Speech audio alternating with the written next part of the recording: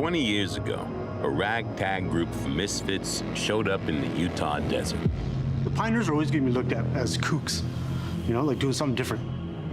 Guys that think outside the box, they don't be realized until the rest of the world is caught up to where they were. Here's the approach. This was before the 60-foot backflips, before the 60-degree slopes, before the first double flip. There it is, the double backflip. Before the first flat drop flip. Backflip off of the flat drop. Or even the first single flip. When 22 mountain bikers showed up in 2001, 3, 2, 1. Chris will be the first rider to drop in the inaugural Red Bull Rampage. So much has changed over the 20 years of Rampage. Looking back 20 years and seeing what those dudes were riding, We had no support. the equipment, you know, it was not up to par for what they were doing. You know, we're kind of blue-collar guys, working jobs, riding our bikes. The ambition of like, I'm gonna jump off this thing, where like, we'd look at that now and be like, this is really gnarly. Massive drop by Super Team. Those dudes were just like sending it. 22 renegades who looked at the desert where everyone else saw vertical walls of dust and decay. They saw potential. Potential to reshape their sport. Wade Simmons, your 2001 Rampage champion. Thanks to all the OG freeriders that covered a path for us and saw a vision for big mountain freeriding. Thank you. Thank you. Cheers. Thank you to those 22 first Rampage riders. Thank you for your vision. Thank you for sparking the flame that changed what the world thought was possible on two wheels. Just thinking of like where it came from, like so early in the beginning and not to where it is now. I just feel so proud to be part of that. 14 events, 9 winners, 2 decades. 86.75. The world's greatest mountain biking event lives on. Welcome to the 20th anniversary of Red Bull Rampage. It's just like this endless progression and evolution of what's to come.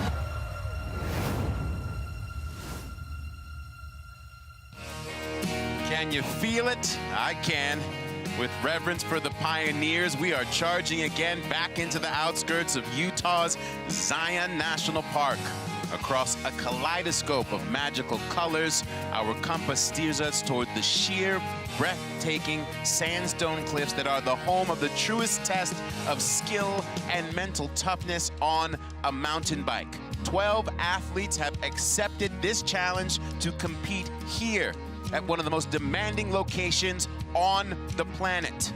Welcome around the world to the 20th anniversary of Red Bull Rampage.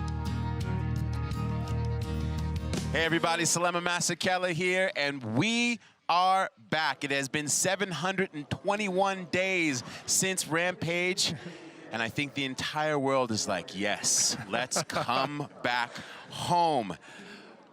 We also return home to a familiar venue, as I am joined by the one and only McCaul, 4-time competitor at Rampage, Pat Parnell, action sports enthusiast, superhero storyteller, mountain biker yourself. We have had other venues have multiple events, but this is the first coming home to a venue. What does this mean? What do we expect? Well, I first and foremost, I want to say, after a forced year off, I think right now the fruits of Rampage have never been more tantalizing. And with a barometer that never settles, you thought that all the teeth were extracted from this venue. Think again. We are once again forced in that situation where we can expect the unexpected. And that's what I'm looking forward to. It's in terms of like, everything has been silence watching practice. And so once again, we're on pins and needles, knowing that we're going to see the ultimate in free riding here today. Yeah, I mean, 14 events, 5 different venues. We're returning to venue 4 right now. And like you said, we thought they've done all they can do at this venue. And there were some people skeptical about returning, but after watching what the build crews accomplished, after watching what the riders have been doing in practice, you go, the rate of progression in this sport is such that when you return, it's a whole different story because the level has increased so much in those few years. And you almost talked about it, well, you did. We went into detail before we came on air. It's almost like it's Red Bull Rampage version 3.2. Every time there's the runs that we saw before have been condensed. They've been one-upped. So we're going to see everything that we've expected to see in the past, but then there's all this other stuff sprinkled on top of it. And that is the best aspect of Red Bull Rampage. Yeah, the riders have had the software update injected into them, and what you're about to see is, it's going to blow your mind. All right, well, once we just check in with Mr. Szymon Godziek with something that is new to Red Bull Rampage, and we love it. Thank you, Pat. I'm standing inside the best new thing at Rampage 2021. This is our virtual Rampage powered by Kia, movement that inspires. This is basically Rampage inside of a Fortnite bodysuit that will allow you, the viewers at home, to experience Rampage almost as if you're standing on the mountain itself. Now, after 10 days of the dig teams and the riders figuring out their lines, 11 of our 12 riders have decided to ride in one of our 2 zones, the red zones, which takes place in the central part of the mountain. Only Boggs will be in the blue zone. But for more on that red zone, how about we take a ride with the one and only Jaxson Storch? This is Jaxson Storch. We're here at the 2021 Red Bull Rampage, and this is my course preview. So I'm not gonna ride this spine into the chute. I'm gonna guinea pig right now because we gotta do a little bit more work right here. It's a little rough. There's some footsteps in there and some no fall zones around it. I'm just gonna hike my bike down and test out the chute itself. My approach this year, it's kind of 50-50 big mountain and trickable features down below. So it starts off fast.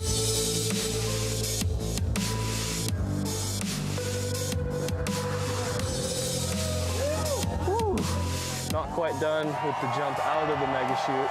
So once I hit that, I'll hit a little connector skipper into this, basically just to have flow and just carry speed into this spine all the way down. Okay, so dropping into the spine here. You gotta build a little skipper into that, and then you drop into this steep, fast little spine right here. Oh. Came up a little short on that. Want to get some more speed. Then flow through a berm.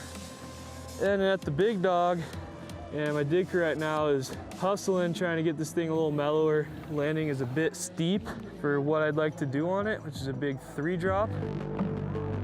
So basically after my big dog drop over here, still gotta build a big catch berm after the drop, and then I'm just gonna add in just a little skipper jump to carry speed. Goes into this little skipper jump right here, and that comes into like a pretty good sized flat drop that sets you up for a big trick jump. All right, so just practicing this last part, starting up top here, going into this step down right here. Go fast. All right, hit that last step down. Then we rip through this wash into the finish line after stomping my run. And then you end here. Unfortunately, the day after filming that line, taking us through the course, he suffered a crash right here at the start of his run. He had a collarbone injury that he was carrying into this event, and he has officially broken it and is out of competition. But for more from Jaxson himself, he is with Tina Dixon. And that is not going to stop Jaxson from being out here to support all the riders. But first off, Jaxson, how are you feeling? I'm feeling a little rough right now. I had a big crash, kind of my whole body is feeling it. Pretty bad whiplash and broke my collarbone, and thankfully my head's all good. So a little rough, but stoked to be out here at least and watch all my friends kill it. So we have footage of the crash, watching it right now. Take us through your perspective. Yeah, so basically it was the last piece of the puzzle for me to figure out in my line. I just had to guinea pig my big drop, and I basically just went a tiny bit too slow, and like that fraction of speed at the top turns into like a major, mess up is once you get down to where you're gonna land. And I cased it and tried to hold on and ended up getting bucked kind of all the way almost to flat on my drop and just hit the ground pretty hard. So yeah, it was a bummer, but the way it goes out here, we're all taking risks, and guinea pigging this stuff is the scariest part. So win some, you lose some. I've hit a lot of big drops and guinea pigged them, and this one just bit me. So it is what it is, and I'm obviously bummed, but still stoked to be here to support all my friends, and can't wait to see them all kill it. Yeah, still out here supporting all the riders. Thanks so much, Carson. Salema, I'll send it back to you. We wish Carson Storch the best with his recovery. We know he'll be back with fire in his chest. Unfortunately, joining him, former Rampage champion Andreu Lecondegui and Rampage rookie Braga Vestovic, both also injured this week in practice, and they will not be able to compete today. So we have 12 riders, and here is literally where they are going. These different interpretations of this mountain, requiring style, creativity, mental strength, and a whole lot of heart. You can experience Red Bull Rampage in a truly unique way with the Red Bull TV app on your smartphone. Put a 3D model of the mountain in your living room in augmented reality. Compare each rider's unique lines and explore them from any angle. Jump into your favorite rider's run with ease so you don't miss any of the action. Download the Red Bull TV app now and enjoy Rampage at an entirely new level. Digging and practicing continued right up into sundown yesterday evening, and we captured those moments with this, the T-Mobile 5G POV drone cam. You'll see first-person views of the riders made possible by the power of T-Mobile's 5G network, the leader in 5G coverage.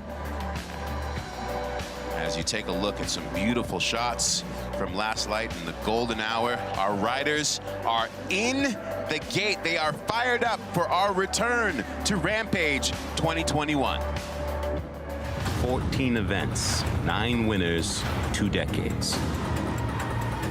The world's greatest mountain biking event lives on. A backflip over the candy gap. Welcome to the 20th anniversary of Red Bull Rampage. Wow, Tom, look how scary that is. Ton of speed.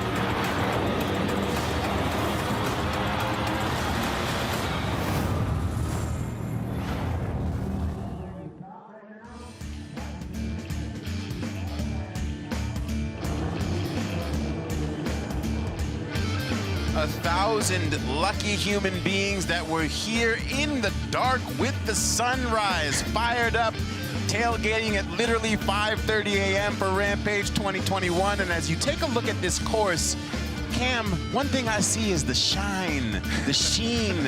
Water not an issue this year. Let me tell you, Salema, when the water falls from the sky, it's a game changer. This area is so amazing, the fact that they're able to tap into a spring at the top of the mesa to run water lines down the course. That has helped so much, but that's just adding on to the water that naturally fell, that just absolutely made it possible to stack these gigantic lips and pack these landings. We couldn't have asked for better conditions. Indeed, in this, as we see the crowd fired up for what that's gonna mean. Let's take a look at our start list. Again, 12 riders. Cam Zink, the veteran, will be first. What do you see, gentlemen? Well, it's funny you bring up Cam Zink. I ran into the Zinks last night at River Rock having pizza and beers, and he took a hard fall in practice. And I have to tell you this, there's one thing you don't want Cam Zink, and that's angry. And I definitely am putting my my money on Cam Zink in terms of exposure and in terms of what he's bringing here. But it is an open field. If anyone falters, you could see some real upsets. Well, what a way to pop the cork on this party, having Cam Zink, the first rider to drop in. But one other thing I noticed on that list, we got one rookie out there, the local boy, Jaxson Riddle, for his first Rampage. We have a veteran group of judges. They are provided a video feed, so they have the ability to watch and replay runs. It's easy to get caught up in the emotions as judges, and they get to go back to the video and take a look for comparison. Our criteria, degree of difficulty within your chosen line, tricks and style, a big one, and then that fluidity and control. Can you make it look seamless? And of course, amplitude, AKA full send. How big are you gonna go? We start with a true legend, the one and only Cam Zink, as Pat mentioned, with that injury, our oldest competitor at 35, a Rampage champion, and a man who has been changing this sport for almost 2 decades. I remember numerous times like hiking up for finals, like almost tearing up, just like so stoked. This is like where I'm supposed to be. This is where I feel the most like self-worth and authenticity, and I'm gonna do something great today. And that is completely contingent on pushing myself to, I guess, near death, but not really that, just to do something so far out of what you ever thought was possible. Like what someone else even thought was possible on a bike, let alone for yourself to do. You have the opportunity to do that, and you have everything at your fingertips to do it on the world's biggest stage.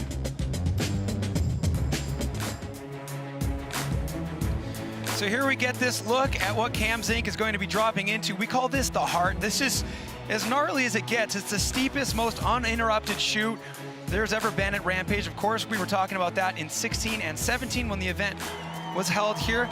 And we see Cam Zink returning to that line. Big step across, and they have a new section in the middle. Basically, any downtime there was in this line in the 2 previous years we've been at this venue have been filled in. There's going to be so many tricks linked back and forth, but the climax is going to be right here for Cam Zink. This is the step down he flat drop flipped yesterday. That's that crash that he had, and in true Cam Zink style, of course, he got checked out of the hospital. He's back for finals today.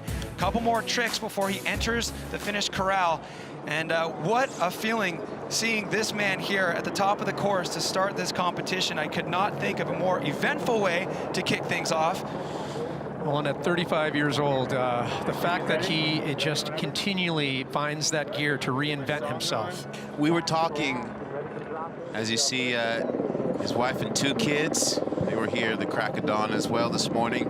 We were talking in our pre-meeting last week on the Zooms about older riders having more between the ears, especially when it comes to big mountain riding. Absolutely, I compared it in that conversation to big wave surfing. This is so much about experience. Cam Zink has all that experience, and here we go. We're off and running. Cam Zink on course, wasting no time getting into this chute. We call this the heart. Take a look at the first drop in this line. It is humongous, and there's 4 more to come. So not only is it steep, but he's leaving the ground numerous times. Oh, blistering speed, went awfully deep on that. And I'm glad to see him make that connection right there. That was a razor's edge he needed to thread. A knack into this new trick jump with this steep shoot of a run out. And here we go, he's got a trick drop. Threes it. Oh! Regular rotation on that 360 drop. Good. He's set up nice for this flat drop. The backflip! Yes! Zink! That is what he crashed yesterday. He stomps it with the pressure on. Lily pad into another flip drop. He flip tables it, getting more points. A little bit of a foot blown off. He's able to, oh! What? Cam Zink doing all the hardest parts of his run and just slipping a pedal on that flip drop.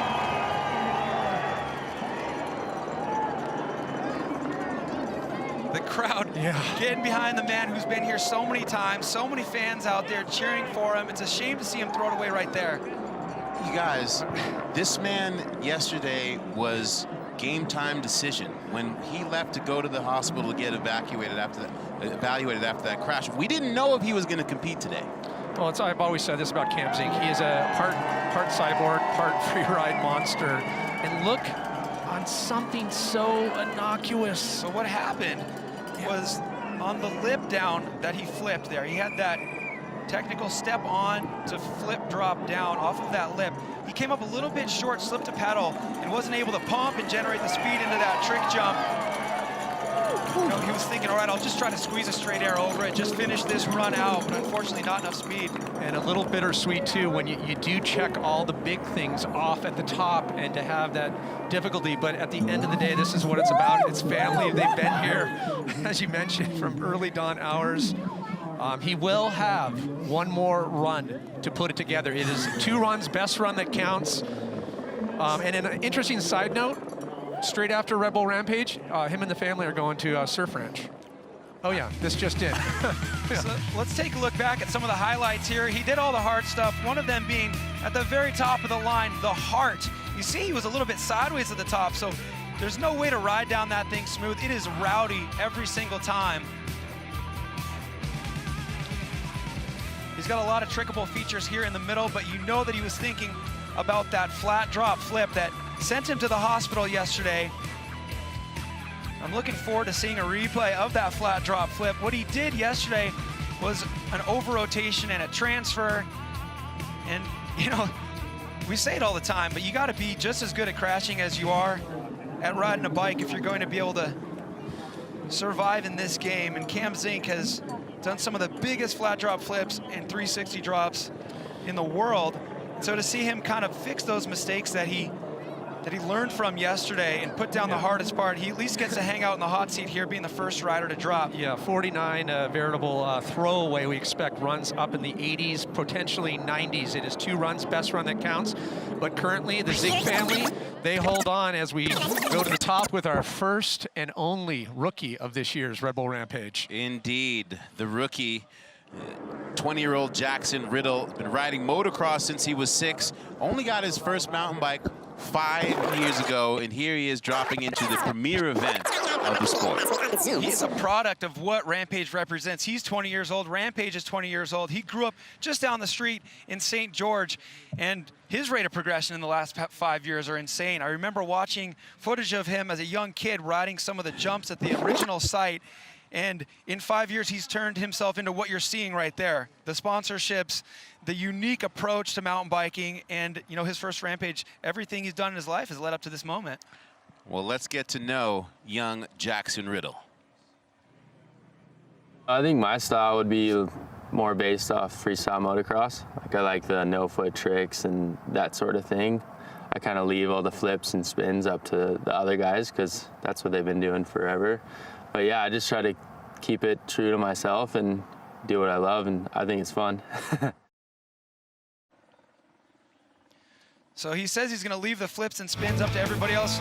Don't let that fool you. He's really good at flipping and spinning as well, but he has all these very unique freestyle motocross inspired moves, and expect to see him taking those on features that you would not expect to see those tricks done on. That's what his strength is. Right here, this is what he's calling the giraffe booter.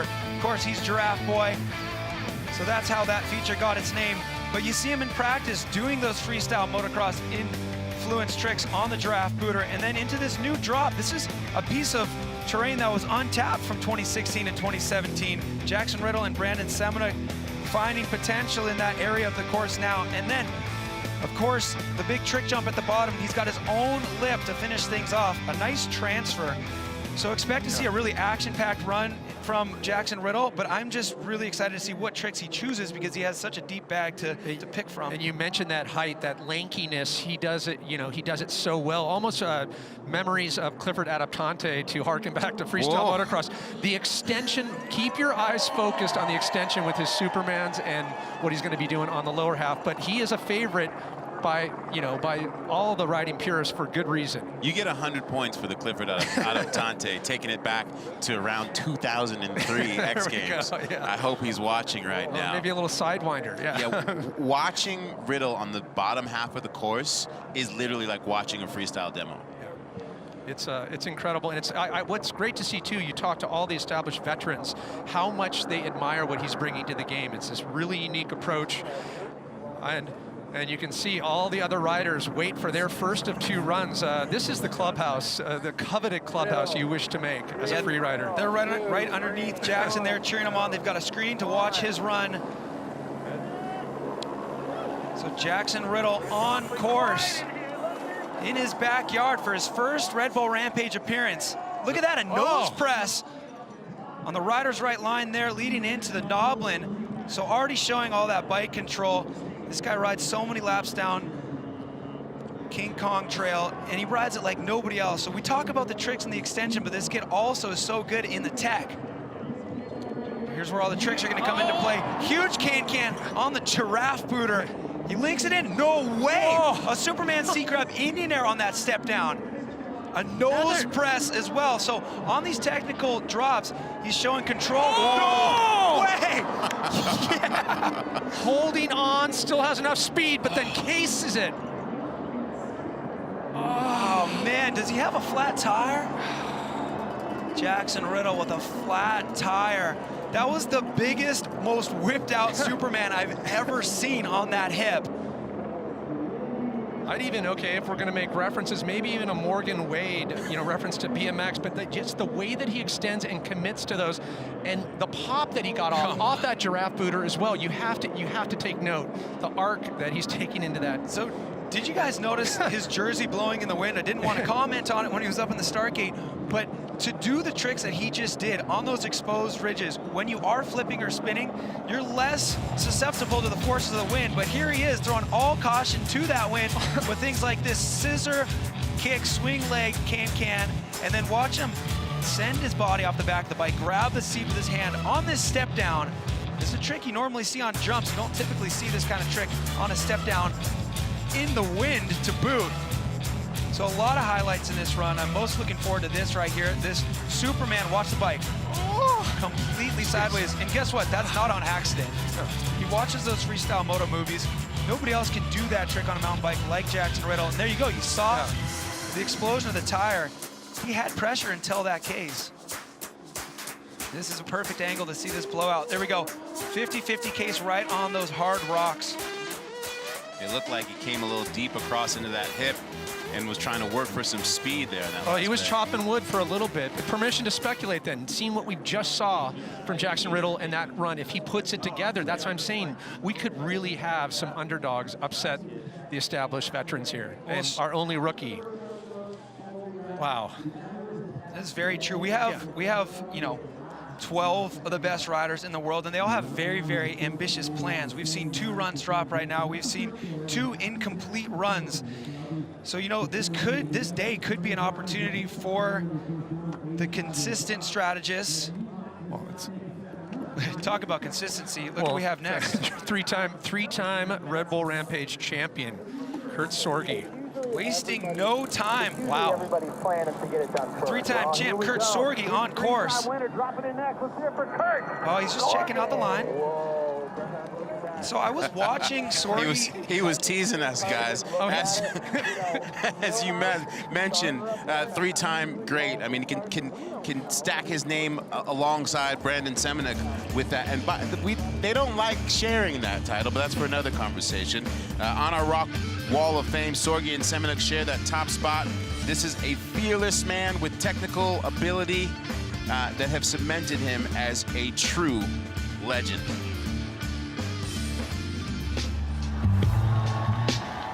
Yeah, Rampage is very iconic for the sport. You can be at the top of your discipline, whether it's racing, dirt jumping, or slopestyle, but Rampage is always kind of held at the top. This is Kurt Sorge. The Canadian invasion continues. That kind of discipline of riding isn't always, that rewarded.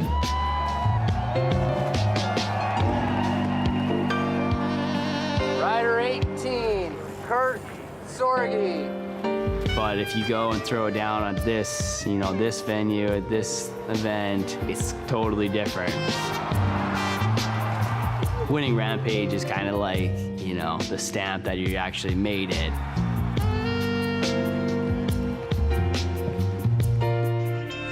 All right, so you're gonna see Kurt Sorge dropping into a similar line that you saw him ride in 2017 when he got his 3rd win. One thing I'm really interested in is how he's going to start this run. We saw him in practice rolling into it, eyeing something up. He's ridden it a gazillion times. So does he have something planned? Is he gonna try to triple something at the beginning? So the rhythm section of the middle of the course and the trick jump is far bigger this year than it was. It's also more straightened out. So will we see a bigger trick? He did that backflip tuck no-hander in 2017. Then the final drop off of the prow where he flipped to his 2017 victory. He's got a kicker on it again. Expect to see him going upside down. As far as I know, he didn't do that in practice. I think he's saving that for a finals. Will we see a flip? Will we see a flip variation? And how will he start this run? Why did we see him before that packet test running into that? Does he have something planned there? Well, it's the stealthiness of Sorge that we've seen. It's that little grin. We see that Canadian smile, and then he delivers when we're not expecting it. So that's, it's the unknowing factor right now from Kurt Sorge. Anything can happen, and as Salema pointed out, it's one of those things where he's not happy just sharing that title with Semenuk. He wants to be the only 4-time winner of Red Bull Rampage. Get that 4 and sit on the top. I got so many texts from Canadian friends this morning. It wasn't like, hey, how are you doing at Rampage? It was just, Go Sorge. First one was from Jeff Pensero up at Baldface. Is just go Sorge. Well, the pride in Nelson runs deep and throughout all of Canada for sure. What do you suspect that run-in was for, Cam? So he's either just trying to distract himself by the fact that he's waiting out some wind right now and say, hey, let's do something. Let's go roll into this thing and mentally prep. But the fact that I saw him doing it earlier today in practice too, is he trying to take off earlier? Is he going to pre-hop in, which would, you know, be a great way to play toward his strengths, a guy with a ton of technical ability on the steeps and the big drops. And it gets back to what Szymon was talking about earlier, what's between the ears. A grizzled veteran knows, take your time, wait for the wind. Don't rush it. And he knows by doing that, he knows how to find his way to the top of the podium. As we see that pulled back line in the XR, but brought to us powered by Kia, you know, this thing is literally, they flew a drone, they took 2,800 photos, threw it into an algorithm. The algorithm stitches the photos together, then put it into this as I said before, Fortnite skin suit, so that we can really take the viewers all the way into all the little nuances of each line. Yeah, watching you on the set there, you might want to, you might be my new favorite avatar, for sure. I was just trying to channel my inner Steve Kornacki this morning. That's as you did. Literally why I wore the khakis. But I was talking to Brendan Semenuk yesterday about the wind, and he said, you know, you could practice and have these great runs leading up to game day here at Rampage, and then you stand up there, a gust of wind fires up, and suddenly your head gets cleared, and you almost can forget.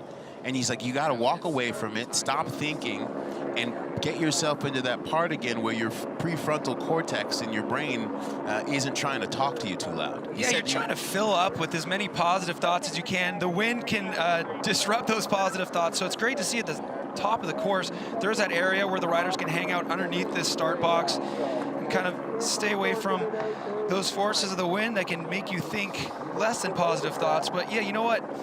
We talk about the veteran wisdom that a lot of the riders in the field here have. Kurt Sorge is undoubtedly one of those riders. And so you know that the mental game required to win 3 is strong with this man. Let's listen in.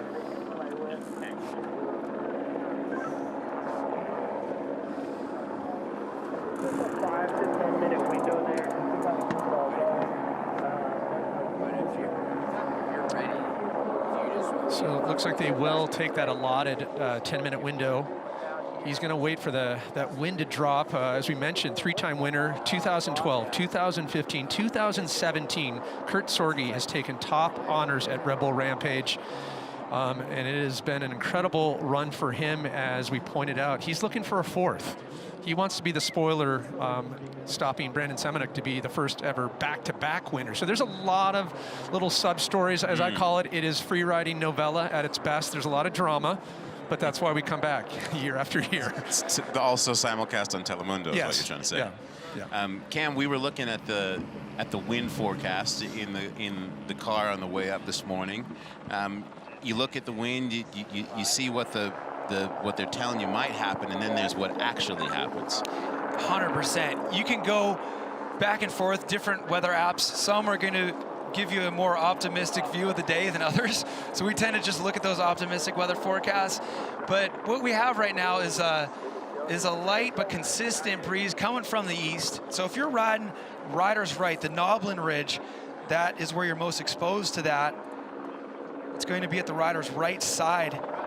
And that's where Sorge goes. So he's playing it smart. But look at this. Sorge is on course. Run number 1. Here we go. All right, let's see how much speed he carries in. All right, dropping in normal on the rider's right ridge, approaching the Noblin. And like I said, expect to see him riding a similar line that he used to take the win in 2017. He basically just made everything a little bit bigger, moving some kickers back. There we go, a backflip up on the ridge. Ignoring that crosswind, suicide no-hander. He's into his rhythm section right now. That's actually the most blind feature on his run. And then, oh, that jump that he did a backflip no-hander on before. Let's see if he can flip this drop. Sorge upside down, perfect landing. And another flipser for Sorge on the ski jump. There we go. Oh! Yes! The hip down backflip connecting to that landing. Well, there we go. A very similar run to what we saw him use in 2017. And finally, through the finish line, a top to bottom run. Yep, from the top drop down to the corral. Kurt Sorge, 3-time champ.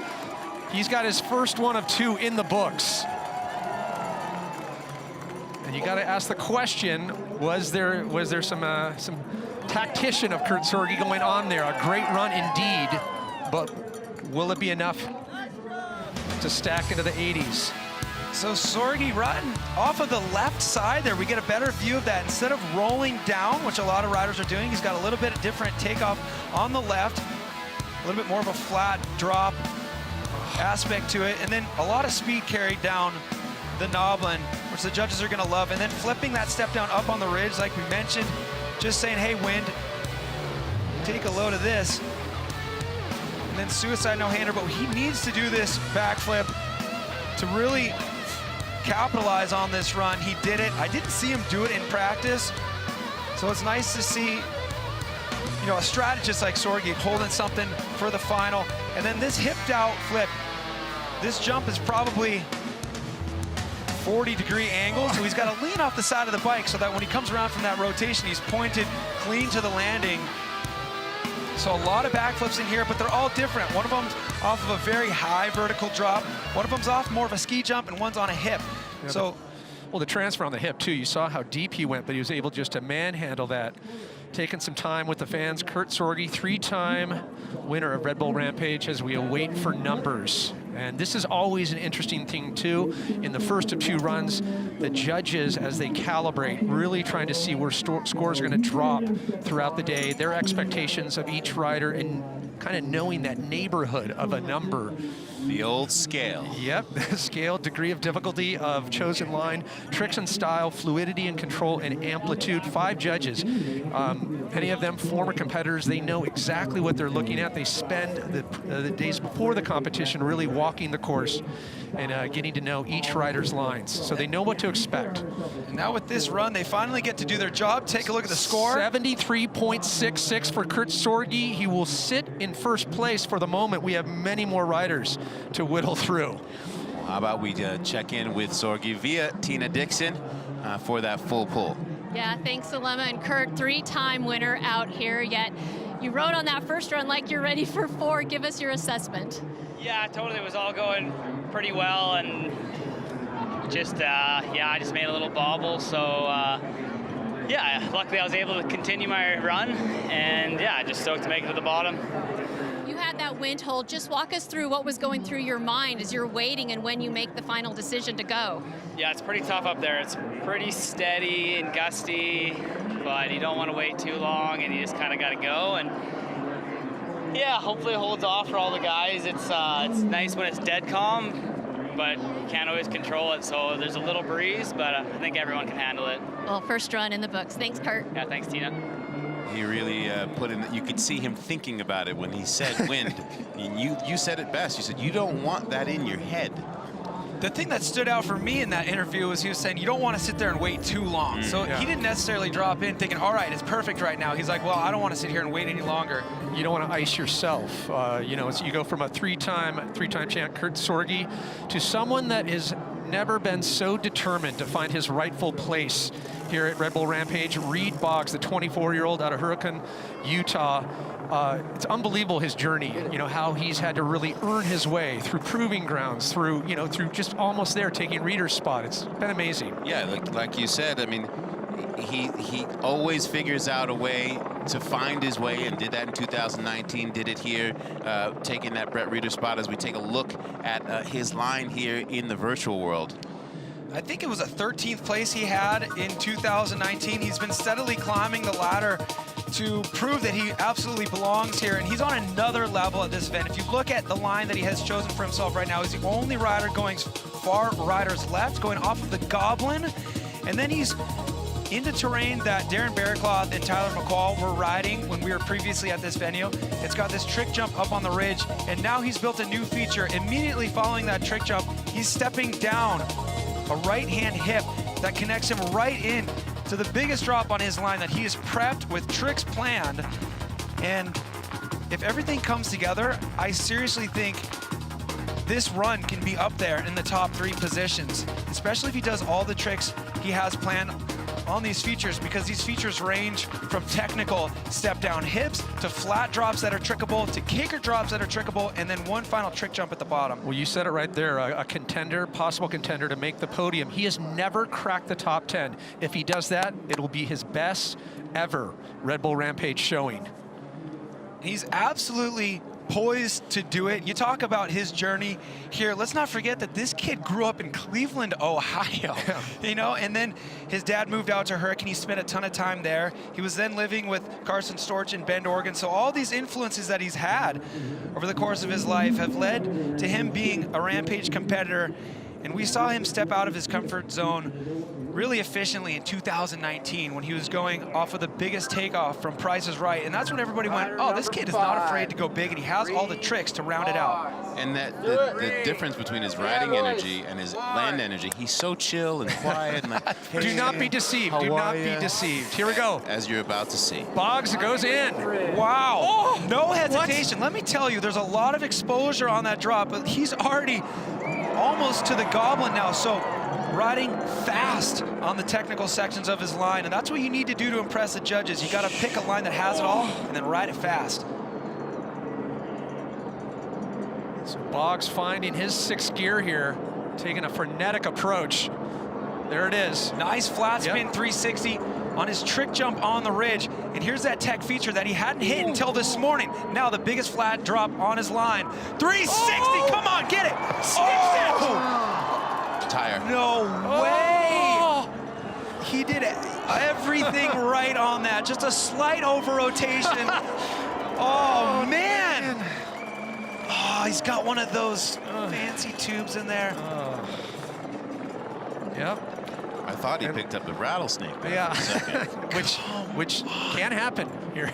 Great Boggs, come on, everybody, take this man serious. This is such a big move, that 360 drop. Remember, that's the drop that Darren Bearcloth and Tyler McCaul were riding in 2016 and 2017. He smoothed out the takeoff. He made the landing wider because all week he said, I'm gonna 360 that thing.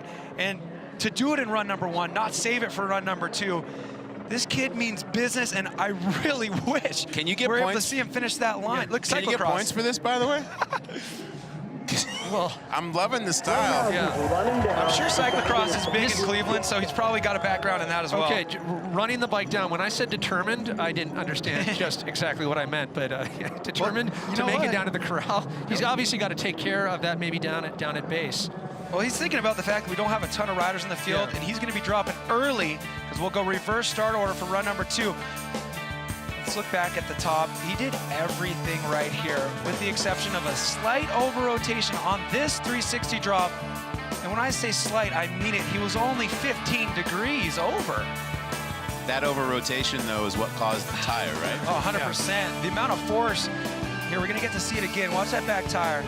So if he needed 360, he was at 370. He was like 10 degrees off. Yeah. And that was instantaneously blown off the sidewall there from the rim.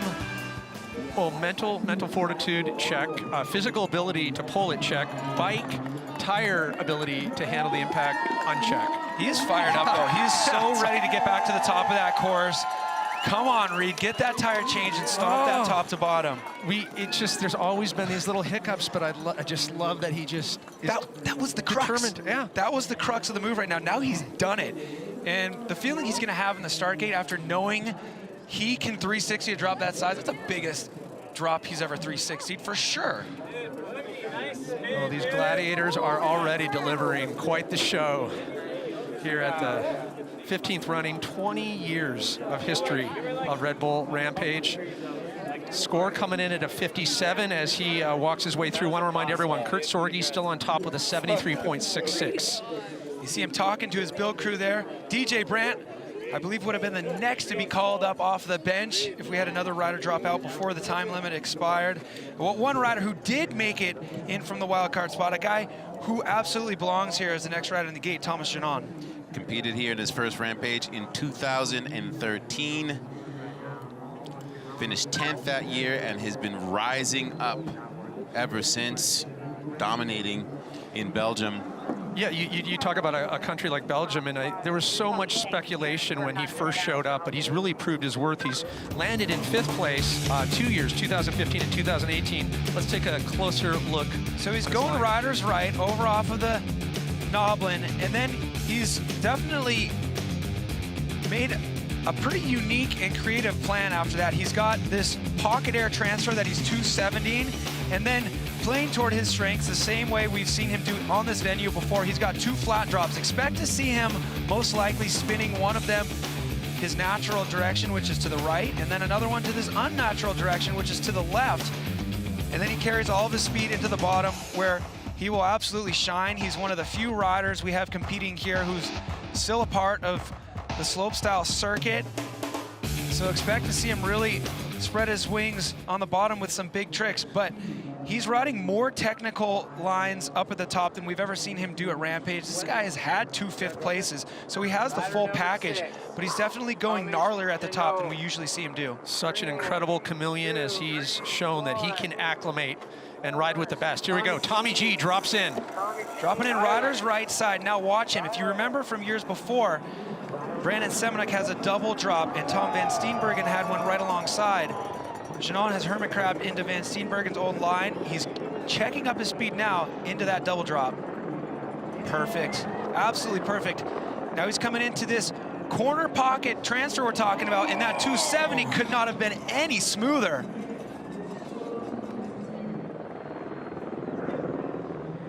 So he's looking to check all the boxes here. He's getting that tech out of the way. Now we've got the style with that 1-footed table to downside Euro. Now, the natural 360 drop. Can he link it right in to the opposite? Look at that. He even has to overspin that more than a 360. That was perfect. Here we go, Thomas Genon into the bottom of the course. Suicide no-hander on the step down. Now we've got a big trick jump. 360 right to the landing. Here we go, Tommy G finishing things off with a can-can and a safe run top to bottom. And to call that, yeah, safe nowadays is just, it almost makes you shudder. He did all the dangerous stuff safely. Yeah. Good point. Tommy G, you know, what a sigh of relief. Let me tell you, the field was trimmed down this year, which left him outside of the invite window. He was the #1 alternate. He went to Canada for slopestyle competitions, brought his downhill bike in case somebody had to pull out of the competition. He was given late notice that he was gonna be on the list, and look at this, he really sees the opportunity. You need to get a top 10 finish to get invited into the next year. Thomas Genon on a quest to do that. Best finish, 2 5th places. And on a day like today, when you're seeing so many errors out there, this is a really strong run. Expect to see a good score. Let's see if we get a better view here. He got extension on that can-can. So flawless executed plan. There we go, Tommy G. Adding some spice where needed. Score to beat a 73.66 held by Kurt Sorge as we are in the midst of the first of 2 runs where best run counts. As we mentioned. While we wait for the score, checking with Tina, we'll talk to Tommy G. Yeah, and every year, Tommy, you come back to Rampage and show us exactly why you should be here. How satisfied are you with that run? Actually, so excited. I think I really belong here, and I felt it during the whole run. I never felt that way on top. I was like, this is what I'm doing, and this is what I love doing, and let's do this. You had a late call, but a downhill bike with you. Did you ever feel that sense of panic to get here? For sure, it's really easy to panic, but I was just super thankful to be given the opportunity to ride this thing. I think this is the best thing ever, and yeah, I was just thankful. Thanks so much, Tommy, and we're still waiting for the score, Salema. I love that. Thank you, Tina. I feel like I belong here. Oh. And he did not waste the opportunity. Scores coming in real quick. I'll interrupt. 75.33. We have a new leader. So Tommy G in first, followed by Kurt Sorge. And just like that, we've stumbled into a competition, ladies and gentlemen. That's what we came for. Yeah. That feels great to watch that score come in. It also feels great to hear the confidence he had at the start. A lot of people feeling the nerves. He just felt, look, I'm doing what I'm meant to do. Let's go seize the opportunity. Genon, the man to beat at the moment, 75.33. But can we talk about the tailgating? Green Bay, you got nothing. These people are committed, like you pointed out, Salema. They've been here since the crack of dawn. And this is just a slice of a regular Rampage crowd. Yeah, detuned. We had to reduce the numbers. Could you imagine if it was unlimited? They would just sell as many. It would be the party of all parties. And what's great about so much of the fan base that you're seeing here, they ride in on their bikes. They know exactly what they're looking at. They are educated and they are bona fide fans. And they definitely know who our next rider is, and they are anticipating it highly. Vincent Tupin, Vinny T, King of the Alps. This is going to be a good one. A true dark horse here at Rampage. Comes out from the shadows every year and reminds you exactly why he is that dark horse. Yeah, sometimes slipping into anonymity just for a little bit and then coming back, it gives you that element where the only thing you're missing is a cape. So we'll see if Vinny T, if he can put it together. He is one of those riders where everyone talks about if he kind of pulls out everything of his veritable bag of tricks and a level of progression, the difficulty can be a contender here today. As we see scores just in like the mid-70s, we expect to see things bumping up as people start to add. There's room there. Cam, what are we looking for from Vinny T in his line? You're looking at a guy who's the fastest, most controlled rider in the Port du Soleil region in the French Alps. And this guy comes to Utah every year and takes that approach and flexes the muscle that comes along with it. So he's going to be dropping into the heart. He drops in further riders left, which means that when he gets to the bottom, he's got a hard left-hand turn to make. Check it out. Drop, drop, drop. The steepest terrain on the mountain. He's clean through the run out. Vinny T going for a trick. Looks like a no-footed can-can on that connector jump. So we've seen him typically be the guy who has the speed and the control, but he's got more tricks now. Love the Manny. Demonstrating the control with that ridgeline manual. Now watch the dust coming off the back tire. And then a hip transfer into the guts of this mountain. A tuck no-hander connecting right into the biggest drop on his line. T-time. Oh, short.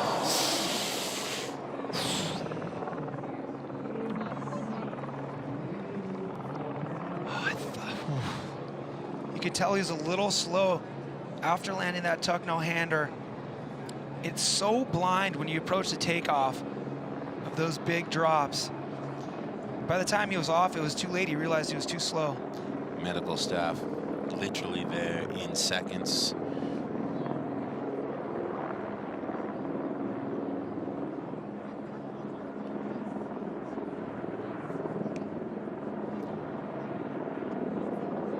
When you take a slam like that, Cam, in that your body gets filled with that adrenaline, when you're sitting there like we're seeing him, what's your mental assessment as you're sitting there? What are you going through? Well, it all happened so fast for him. He's probably, just assessing the body, figuring out what's sore, but also trying to think back to what happened. In practice, a lot of these riders will hit one feature at a time. So when you're doing a top to bottom run, you're linking. What he did was link that tuck no-hander. He landed a little bit, I think, on the ledge. There we go. Great to see Vinny T up and moving. Absolutely. On his own volition there. Vinny T up as the fans show their appreciation. The most passionate fans, as you'll find in any sport. But you made a great point, Cam, about how this thing it's a stitch competition. Like each hit is an individual hammer on its own, and a feat on its own, and then having to stitch that together and coming with speed and what braking looks like and all those things in your head while being in the run. And while doing a trick as well. He has connected that hip transfer into that T-time drop. But let's watch from the moment he stepped into the ravine there with that hip step down transfer. He comes up with the tuck no-hander. Does he land a bit on the ledge? No, he landed clean. He just kind of needed to do less of a brake tap. You saw that rear wheel lock up and scrub speed. He came up really short. I mean, he cleared his head there in that somersault to get out of it. If you stand on the top of that cliff, you guys, and you think about ejecting from your bike, we're gonna really get an angle here on where he was really short, you guys. Did you see the way he threw his head forward, though? Like you said, he cleared his head. Once he once he went nose heavy, he went straight into that front flip. It just shows you how much it's about also knowing how to fall when things go wrong. It's this crazy, 100%. like, you can't plan for a situation like this. You just go into instinct. You see him tuck his chin because he wants to somersault out, roll, and slide. But when you're coming from that high up, there's not a lot you can do to soften the fact that this is going to be a big impact, but try to slide, try to roll rather than thud. And as bad as that was, he did a good job getting out of it. It's great to see him up and walking away. Well, we'll keep you updated on Vinny T and what his assessment is for run number 2. Hopefully, it's something where you can, get everything back in focus and take that second allotted run. He was really short on that. His rear tire actually touched the bank before where the landing is built. And it's fun. You kind of noticed it too with the speed up top. Didn't it seem a little? It seemed a little slow. Well, right back to the top to someone who has found the top of the podium twice, back in 2004, 2013, affectionately known as Lyle. He also goes by Kyle Strait. And when you see him and you stand next to him and you're like, hey, who do you play linebacker for? Oh no, you're here. You're here to compete. And when you saw that opening montage of him at 14 here as a little kid and now here as this big man, he and Zink, of course, best friends, and also famous for just finding lines that defy logic. Easily could be a contender. We talk about exposure and the speed that Kyle Strait will bring. We got his dad down there, Jeff Strait, cheering him on. He's been here every single year. Let's learn more about this man that has been at every Rampage here in this 20th anniversary, the one and only Kyle Strait. Yeah, with building everything on the mountain that you see in our runs, obviously there's no one else to try it out for you. So we have to try it out ourselves. It's a huge process of building that, fine-tuning it, and then going for it. And it's a really stressful moment. It's a wild feeling too when you land it. So you're like, oh, well, it works. I guess it's time for the event.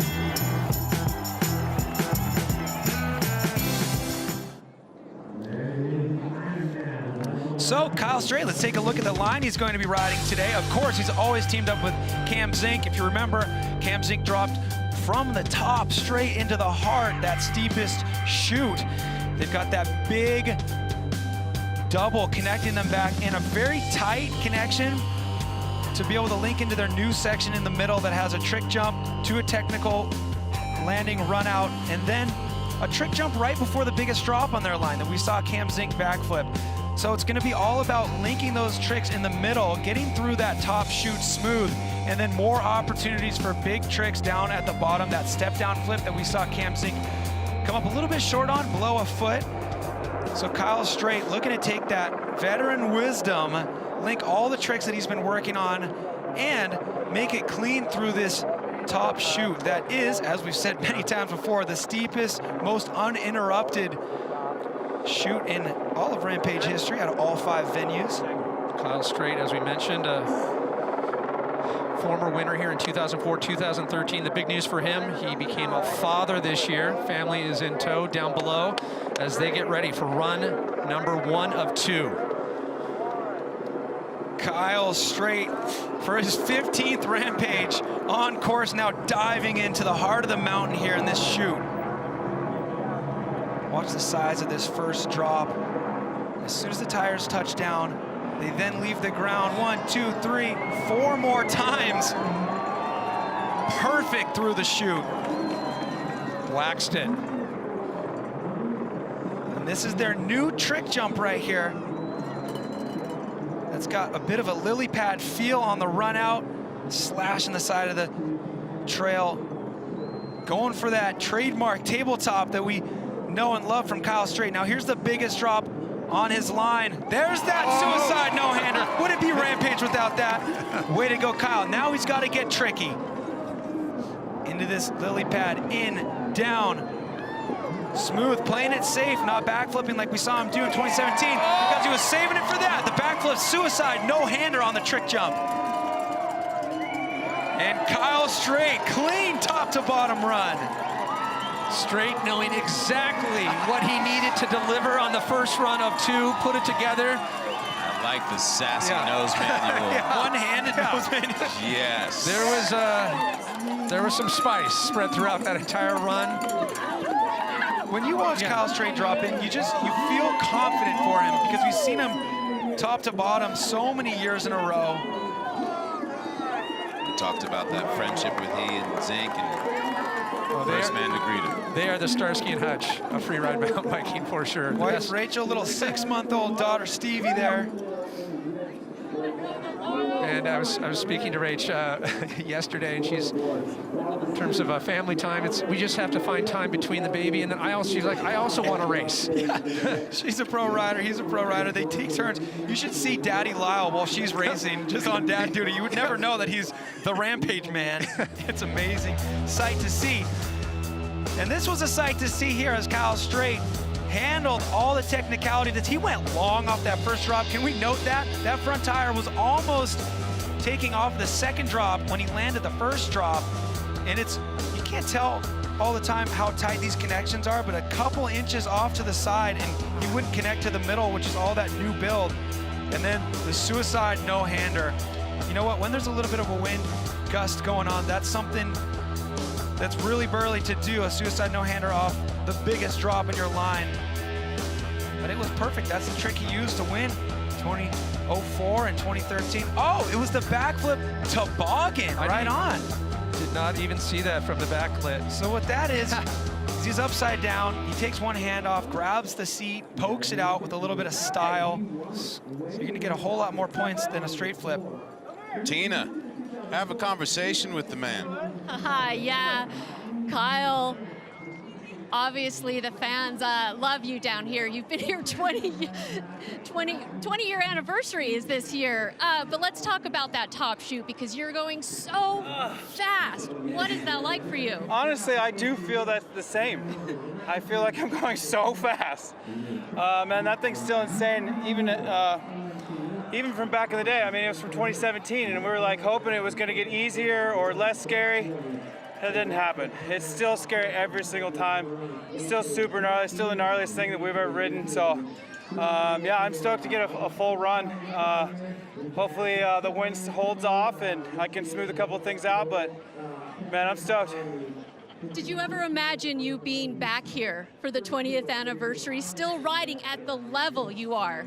I kind of hope so, but at the same time, it's kind of funny being, you know, this event being back at 17 again. I was like, nah, okay, I don't have to ride that chute ever again.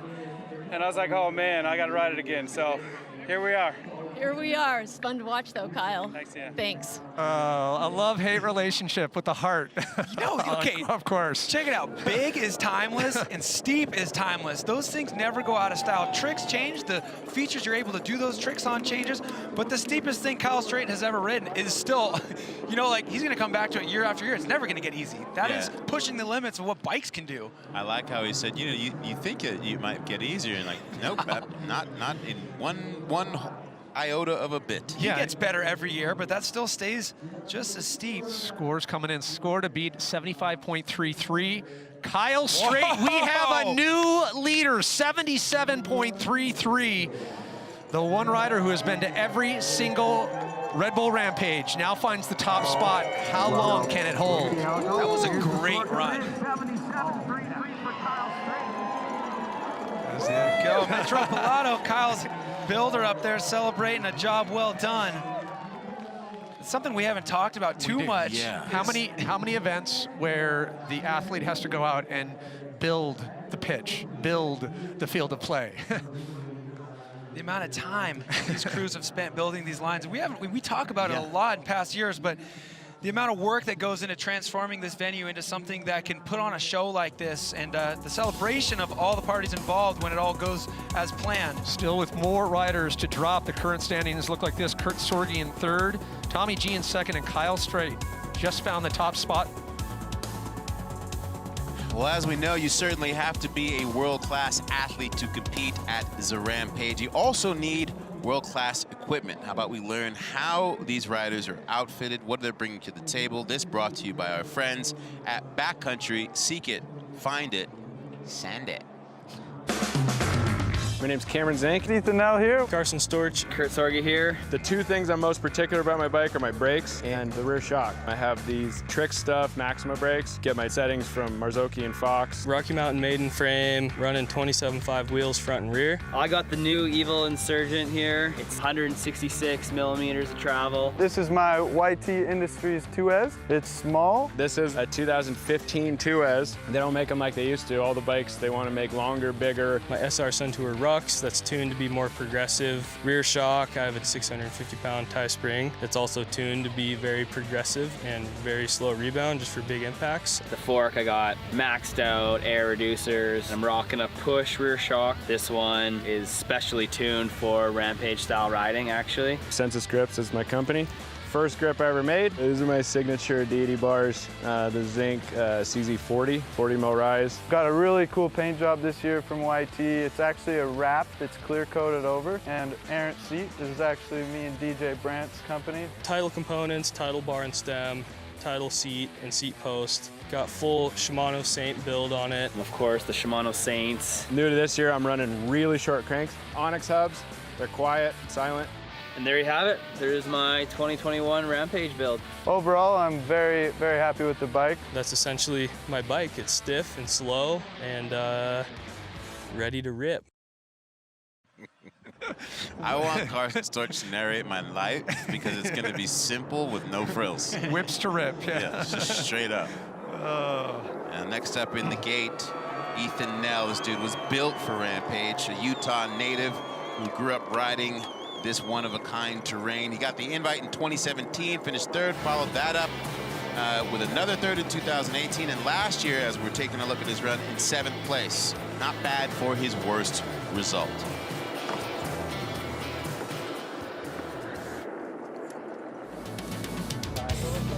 So Ethan Nell, again, expect to see him following a similar path to the one he used in his breakout performance in 2017. What a story that was when the local boy came out swinging, got a 3rd place, like you said, backed it up again the next year.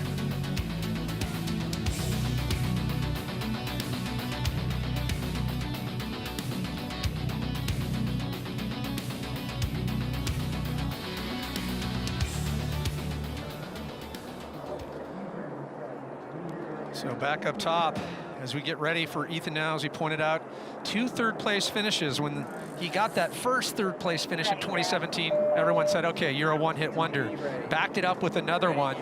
So a definitive contender. What does he need to put together, Cam, to find the magic once again? Well, he's obviously got fond memories attached to this venue. This is where he broke out, got his 3rd-place finish, and just like we heard Kyle say, when he found out we were returning to this venue, part of him goes, oh gosh, I gotta do that again. So I know there's some stuff on this line that Ethan Nell goes, oh man, am I gonna do that again? I wanted my 2nd one after the step down. Looks pretty. Oh, it's getting better now. All right. I think so. He's also returned to this venue for film projects and up the ante. Rider number 11. So a lot of questions about, is he going to do things the same? 3, 2, Ethan Nell on course. Right on. Okay, I got goosebumps. This is going to be a fun one to watch, everybody. Ethan Nell dropping in rider's right side, following that same path as he did the last time we were here. Expect to see him link a ton of tricks together. Big question here is, what is he going to do up here on the ridge? Styles it out. That's the jump that he flat spun in run 2 when he got that 3rd place. But now the lily pad, or the backflip step down. So he flips that step down. He's been doing that in practice smoothly. Now he's approaching the lily pad, and he flips it as well. No way! What? Oh, he cleans it. That was fantastic. He does not have a lip belt on that, so that's going to score so high. Can he get this hip? Perfect. troubles with that in practice, but smooth here in the run. Here we go. This flip is so steep. What does Ethan Nell have for us on the final trick jump in his line? That classic flat spin. Perfect Ethan Nell style on that. Completely Man, bio, he just stepped completely flat. That was textbook. He stepped up, man. I'm telling you, you do these things and you think you're never gonna have to do them again. Next thing you know, the competition comes back to this venue and you gotta do it. And pointed out too the subtlety when you're flipping off flat, you know, that those are the little things that the judges are looking for to up those numbers. Great to see Ethan Nell finding his flow, running back up top.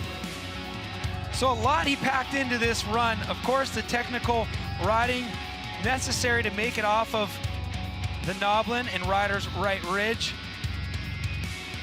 But of course, that step down flip right here, that's a really small one, which, you know, comes with its own set of challenges to rotate around and connect it through without that much airtime. But this is the crux of the line right here. That lily pad, he overshot and over-rotated. Look at that. Okay, he's put a little bit of a kicker on there, but not much. Lands. He's got about 6 inches of kicker there, but he almost overshot that lily pad landing.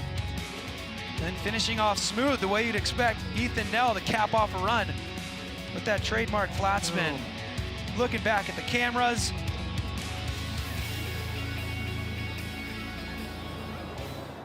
So Kyle Strait holds the top spot, 77.33. That is the score to beat. While we wait for the score, Tina, you have the floor. Yeah, well, you can hear it. They love Ethan Nell. This is where you broke out back in 2017. You're coming back. You had to enhance the line, and you did. Absolutely. So much fun getting to the bottom. Just terrifying as usual, but I'm so stoked to be down here. Talk about that backflip lily pad. Oh, that thing is so technical. Like, you just have no room for error. Speed, the rotation, all of it. It's really scary, but I'm really glad it worked out.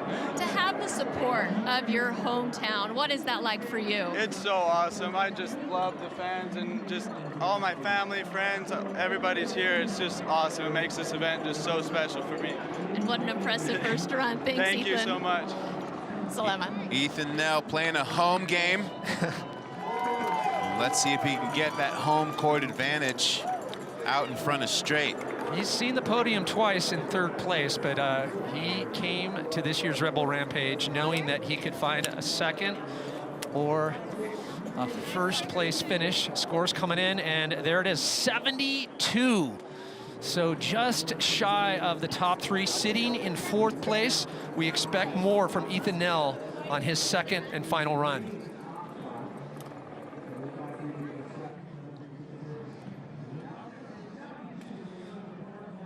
And right to the top. Oh, yeah. Did you just get a little chill? I did. Yeah, because we know what to expect. We know Szymon Godziek, he is no stranger to get sendy, to send it, to put it on the line.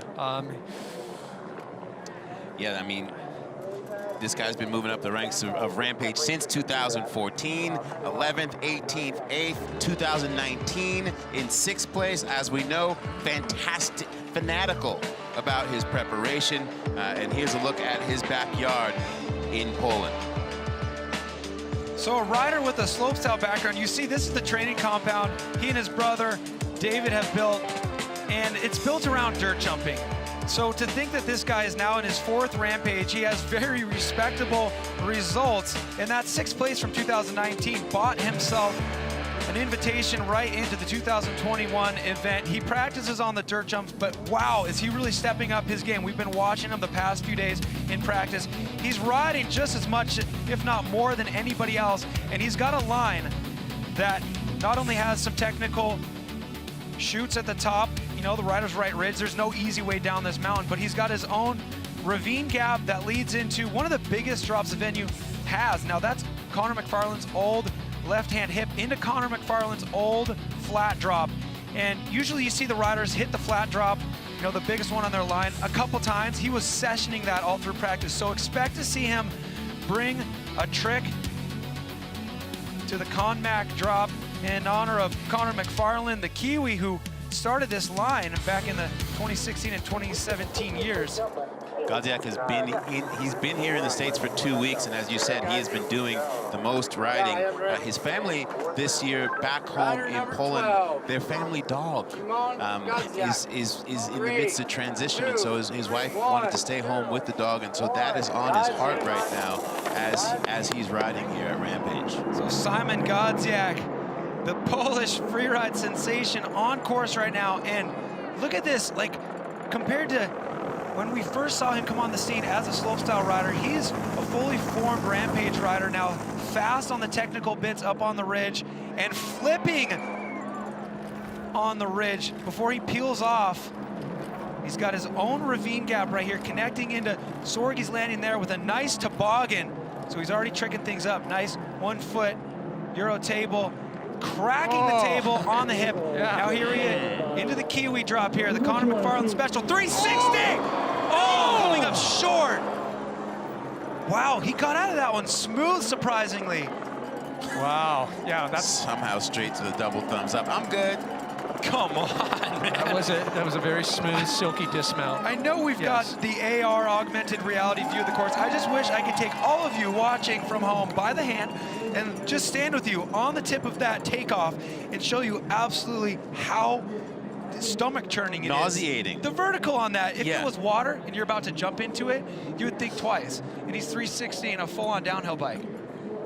Into not water. Let's take a let's jump as ask and you shall receive. There you go. All right, take a peek off of this thing. My. And look at these people here for a bit of scale. And I'll tell you what, I can guarantee you, it looks gnarlier in person. You're just gonna have to take my word for that. Yeah. No, thank you.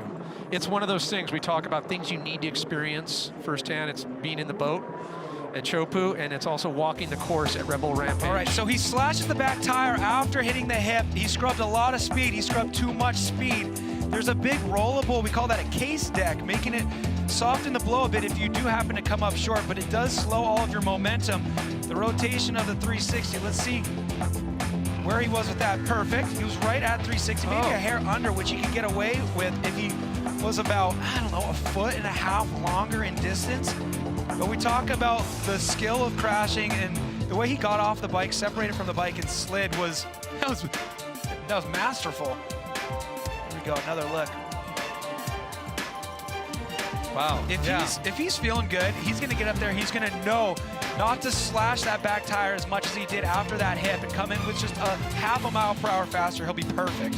Get right into that sweet spot, huh? Yeah, about 1.5 feet, it looks like, short. How stoked is he that he's wearing that back protection on that slide? You see a lot of riders out here, you know, smart, wearing that protection, and that may be the difference between taking your second run or not sometimes. Well, we expect Godziek to make his way to the top, and virtually this is where it all went down. So now you're all getting your bearings. You've seen a bunch of riders drop into this course, and we've got this map here in front of us labeling these features, calling that ConMac, that drop that Connor McFarlane was brave enough to build and attempt 2016 and 2017. And then that ravine gap connecting him into Sorge's line. We're waiting on the scores, Pat. Well, with the fall, we expect a throwaway, as we would call it, as he will focus on run number 2. But score coming in a 53, as we mentioned, throwaway. The top 3 still held by Kurt Sorge in 3rd, Tommy G in 2nd, and Kyle Strait with a score of 77.33, sitting in 1st place with 3 more riders to go. And that pullback on that shot, never, like the perspective of where we're at and what's actually taking place. Like every time I come here, you expect to be like, oh, we're used to it. And you're just like, no, what the F? This doesn't make sense. All right, we're taking it home, Cam. Right on. McCaul's in the house. Your brother famous for his high speed, his technicality. Loves riding here so much that he moved here, but as we were talking about, he's been dealing with an injury that required ankle surgery and has been off his bike for 16 months. So not many riders who are returning to this venue, the riders who did compete in 2016 and 2017, have decided to choose a different line. Tyler McCaul did exactly that. He said, all right, I'm going the exact opposite direction. I'm going to freshen things up. He's riding along the rider's right ridge for a bit, and then he starts connecting into line that Sorge has been using, but then he goes into the terrain that he knows wasn't going to get used by a rider in this field this year because Connor McFarland is not in the field anymore. So he did the right thing. He called up Connor McFarland, hey man, is it cool if I ride your big drop? Of course, he got the nod. We're paying homage to Connor McFarland there for pioneering that one. And it's the same big drop that we just saw Szymon Godziek try to 360. And Tyler's looking to link all these features together. He's got a lot of tricks on his mind. And this is a rider who is so comfortable in this terrain, like you said, Salema, moving here. So it's remarkable to see him come back from that injury and be at the top of this course right now. What's he dealing with that foot? Well, I mean, you're going to get to see it right here. He's tightening up this brace that he had custom made by a prosthetics company. And what it does is it keeps that ankle from hyperdorsiflexing, which was the mechanism of injury he had way back in January of 2020. You mentioned, he made the move to Tokerville and then just after dealt with the injury, so really hasn't been able to find his flow, but talking with him, he's definitely feeling good. Here we go. T-Mac. All right, Tyler McCaul on course, the Tokerville local here. Smooth off the top with style, taking every opportunity to let that bike dance. He's gonna be coming into that same bridge jump that we saw Nell and Szymon Godziek just hit. It's exposed to the wind, but check it out, a flip table on that, going a little bit deep, but handling that landing. Now he's rhythming through a nice ET, cranking the pedals on that connector jump, and now this is that Kiwi hip. Going for the top side, can. He's got to choose the right speed into this drop. There we go, he gets a suicide no-hander, puts the tires down exactly where he needed to. Everything going good for Tyler McCaul here. Backflip, knack on the ski jump, step down into the trick jump, getting another flip. We got one more bit of airtime for Tyler McCaul, cracking the table. That's it right there. What a run. T-Mac going textbook here on the first of 2 runs. I will never tire of Cam McCaul commentating Tyler McCaul like he's not his brother. He's like, there he goes, Tyler McCaul. Yeah, look at him. Meanwhile, we're looking at you, and if there was a camera on you, your body's like, ah, that's my blood, that's my blood. It's a little bit different, if that's for sure. How much does that mean to T-Mac? You know, getting that one, just shaking it off. We're talking about a guy who wasn't sure if he was ever going to be able to ride these hills again. And so this moment right here is incredible to be competing in Rampage and to put down a scorcher of a run. Let's look back. Look at that What a shot, man. Woo. The exposure, you really get to see it from that angle. So he had it all, you guys. He had the fluidity points up here, and then he sprinkled the tricks every opportunity. Tricks up top, tricks in the middle, tricks at the bottom. I know this is something that he hadn't done until this morning. Got out here before the sunrise. So not only does he flip, but he twists those bars up with a little bit of a table, get that variation. All these landings were perfect though. You watch his head. So he was going for the top side can right here. Probably could have got a bit more extension out of it. But sometimes when you make a mistake, it lights the fire to do something hard like that. Get the hands off at Sui drop. Here we go. Leaning it over again, flip tabling on that trick jump. Tina Dixon, there's no way we would have thought from that run that Tyler just got back on his bike in May. No, absolutely not. T-Mac, we were talking earlier about you're just back from an injury, so to come through the finish line, describe that. It's emotional, honestly. Sounds sappy, but I'm just happy to be back. It's a long 18-month injury, and a month ago I was wondering if I should still be doing this stuff, so I'm a pretty happy guy right now. Yeah, and a completely new line too. Why the decision to go with that? I just wanted to start fresh. It's like the thought of doing something that you did 4 years ago, and I rode that line to its potential, I felt. I just wanted to start over, and that line that Connor McFarland had picked out in 2016, 2017 excited me. It's fast and it's big and just looked fun, and it was. Yeah, you came down and said, wow, that was fun. Salema? Thank you, Tina. You could feel that emotion laying just below the surface, and to hear him say, I didn't know if I should be doing this anymore a month ago, and then choose progression when you come back. To choose to be like, okay, now I'm doing it, and I'm taking it to this next place. That's that veteran stuff we're talking about, that wisdom that we're talking about. When he hopped back on the bike in May, he looked like he never left. Wow, and with that, a score coming in 76.33. Yes. Unbelievable. Tyler McCaul moves into second place, as we mentioned. He, in terms of his personal goal to make the podium, everyone's got their own journey, their own quest, and it would be great to see T-Mac on into the podium.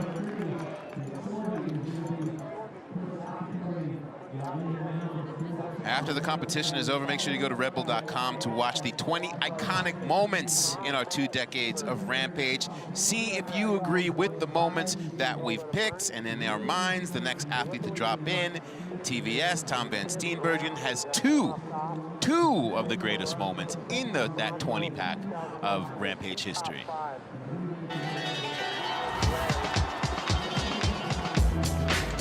Rider 30, Tom Van Steenbergen. This is where the speed's really going to pick up. Oh, man, he's going front ways.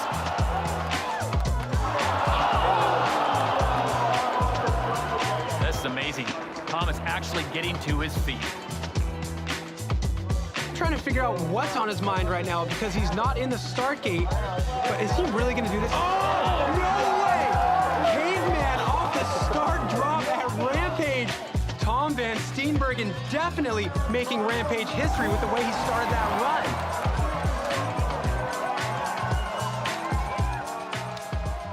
run. Madman much? Yeah, and everyone thinks it's reckless. No, there's so much forethought, as you can see, as he just focused on his line. There's so much thought, methodical approach, and as intense as Tom is, it's going to get more. It's going to get more intense today. He's calculating there. You're right. The calculation involved is insane. We just saw him with those 2 moments in the top 20 moments of the past 14 Rampages. He's going to pack in 2 more iconic moments in this run. The plan he has is so mind-boggling. He's going to be riding down Riders Right Ridge. Expect to most likely see him do that caveman again. He's going to be connecting into that Kiwi hip. And then over to the Sorge drop off of that prow there. He's going to be going Riders Right, not using that kicker takeoff that we saw Kurt Sorge backflip. He's planning something huge off the flat takeoff on that drop. That will be groundbreaking for Rampage. If he puts it together, this could be a winning run. Battling a slight injury early in the season. We should mention in 2019, he got that 3rd place finish, so has that kind of sail in his winds, if you will, coming in to this event. Score to beat to take the top spot right now, held by Kyle Strait, 77.33. Immediately following Van Steenbergen, we'll be getting into our defending champ, Brandon Semenuk, in his first of 2 runs. So his trajectory right now is a little something like this. His last result was on the podium, his first podium, 3rd place. 3, 2, 1. So it looks like Tom's going one way to make an impression. Art. He's spinning that front tire to give himself a bit of stability there, I think. Double drop right after it. He's just making sure it still spins. So a lot to check out here. He's got to decide where he's going to jump from. He's jumping from a different spot than he jumped from in 2017. You see that outcropping on the horizon. That's what he jumped off of before. And high risk, high reward to do this right from the get-go as well. Well, listen, you've got to get your hand back on the handlebar. You've got to get both feet back. He is starting that front wheel on purpose. He's going to jump from his feet, throw the bike underneath him like we saw in that highlight reel. Nerves of steel. Let me just tell you, he needs to land perfectly because staying on that ridge is the most important thing here. Stakes are high. The judges have stood here. They have imagined what it must be like to have one hand on the handlebar, one hand on the seat. Not only does he have to time the wind, he's got to spin that wheel and jump before it stops spinning. My guess is that's in order to stabilize the bike. When the wheels are spinning, the bike has a bit of a gyro effect, and it's going to be able to stay straight. I mean, that shot. Listen. don't think I can make it down this much. I don't know, maybe walk it through one more time there. You guys have a few minutes to compose themselves before they drop in. He's gonna go check out where the best if you go cliff diving with your friends in the summertime, trying to figure out where the best exit point is, that's what he's doing right now. Hey, can you swim down there and show me where the rocks are? Yeah, I'd appreciate that. It's a long ways. I was standing up there yesterday trying to imagine what this might be like. It's a long ways to go from just bending your knees and springing out. You talked about it earlier. This isn't water. Travis Rice is going to stop by later on. We were talking to him yesterday, talking about this isn't snow, and there's just no rebate.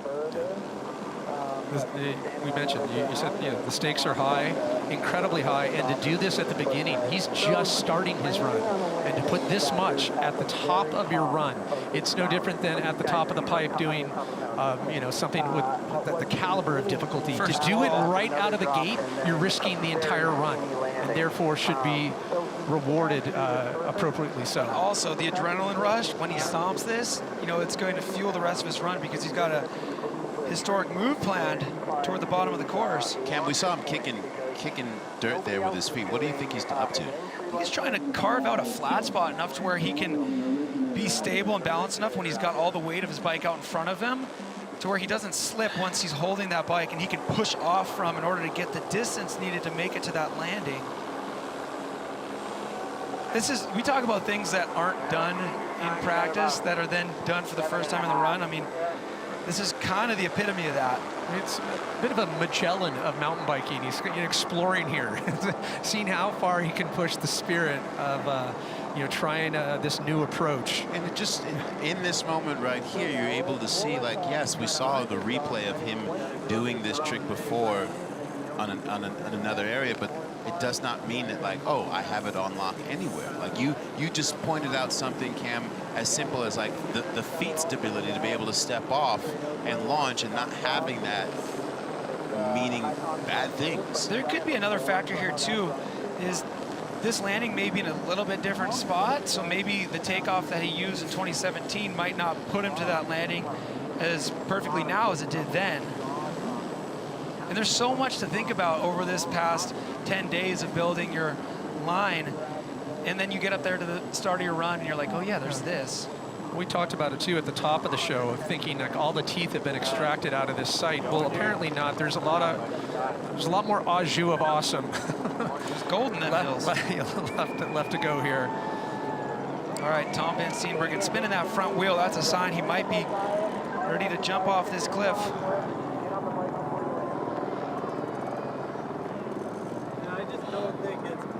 Did you hear that? What did he say? He said, I just don't think it's doable. He might be throwing the towel in on this move and just riding off of this cliff like a normal human. Yeah, so like Tyler said, well put, How much does the time spent in this position also add to the already, to the fear you already possess? It also potentially distracts from everything else down the rest of the course. Right. Because following this, we know what else he has in store.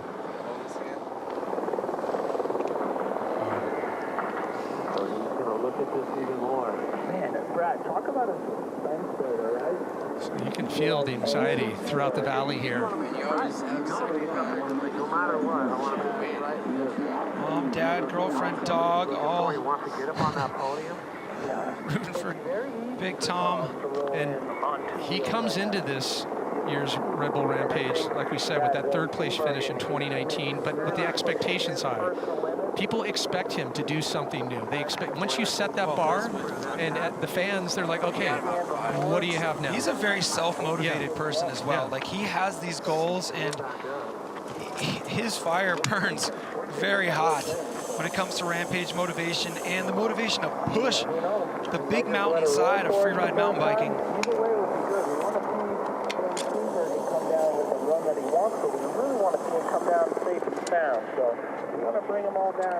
So if he pulls back, you know, if he just starts this run normal, it's no big deal. You know, you can do that, Tom. Can we tell him that?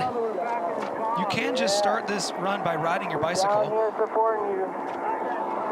Well, this just goes to show, like, you know, each rider has that different thing that makes them them.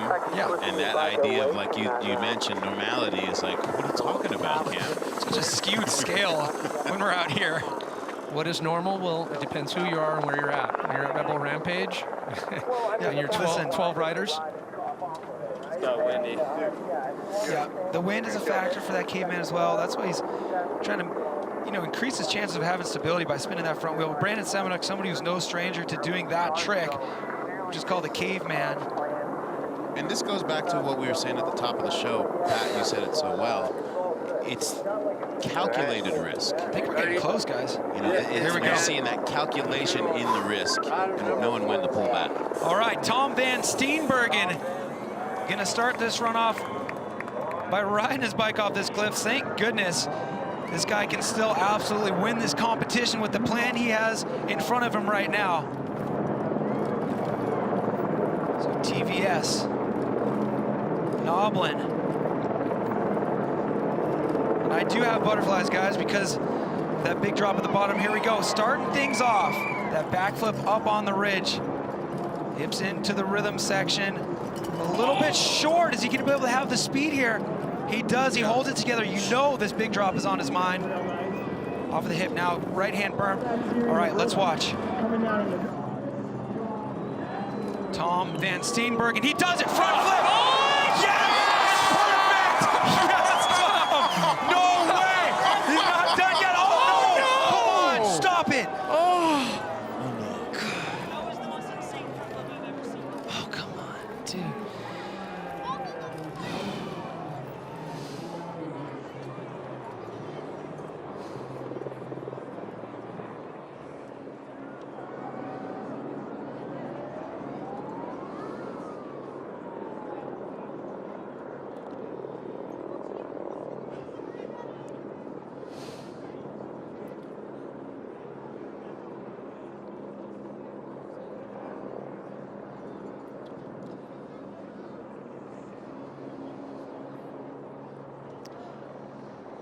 Talked at the top about these are high stakes, and that is what Rampage is about. And to go from that moment of complete elation and then a reminder that none of this is easy with that crash. We saw him moving a couple of his extremities. We're not going to speculate. The medical team is with him, and we'll take a look at what happened. Well, it's hard to even reminisce about this monumental moment, the biggest front flip drop ever done on a mountain bike, because too much speed coming into this backflip on the ski jump there. This front flip was the most perfect thing I've ever seen.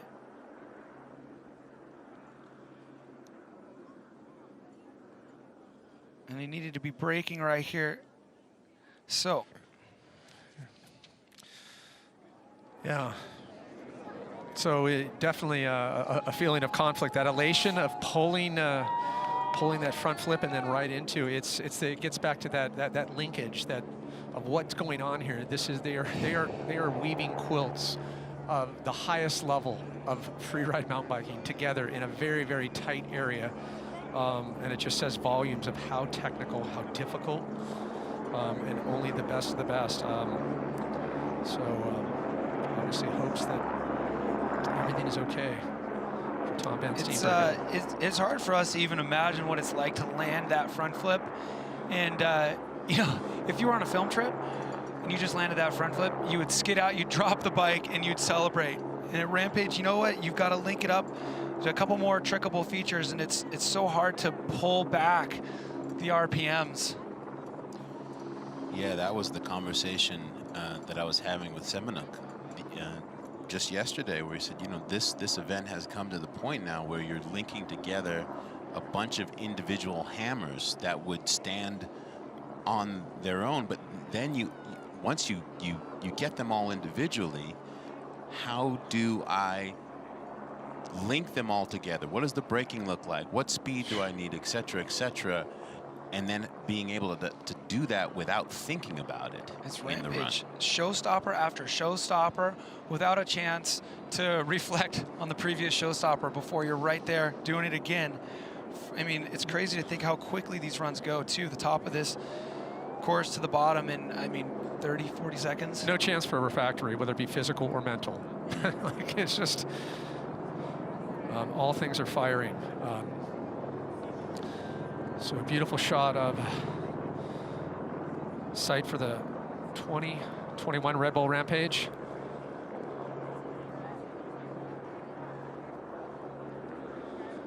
As the medical staff continue. Right there, you see that feature labeled the prow. That's the one that he front flipped there. And pretty quick after that, there's an opportunity for some braking.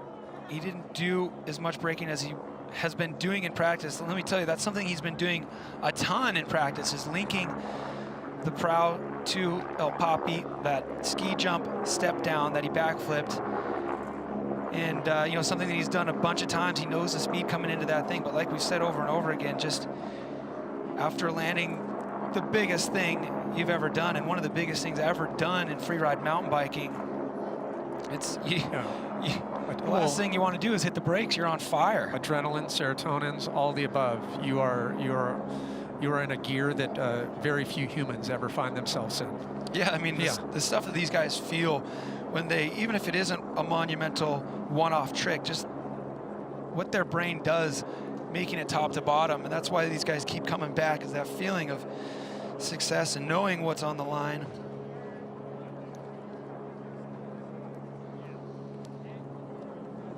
I was watching practice a couple days ago with Darren Bearcloth, and he said sometimes you just forget. Yeah. You get out there and you nail a big trick and you go blank. Yeah. Like, it's hard to remember like what's next, or what I did to get into that next thing, just because you're battling elation. Sometimes when everything goes perfect and you did link a handful of tricks together and you made it top to bottom, you can't tell the story because it all happened so fast and you didn't reflect and you blacked out. You don't know what just happened because you're so in that flow state in the zone.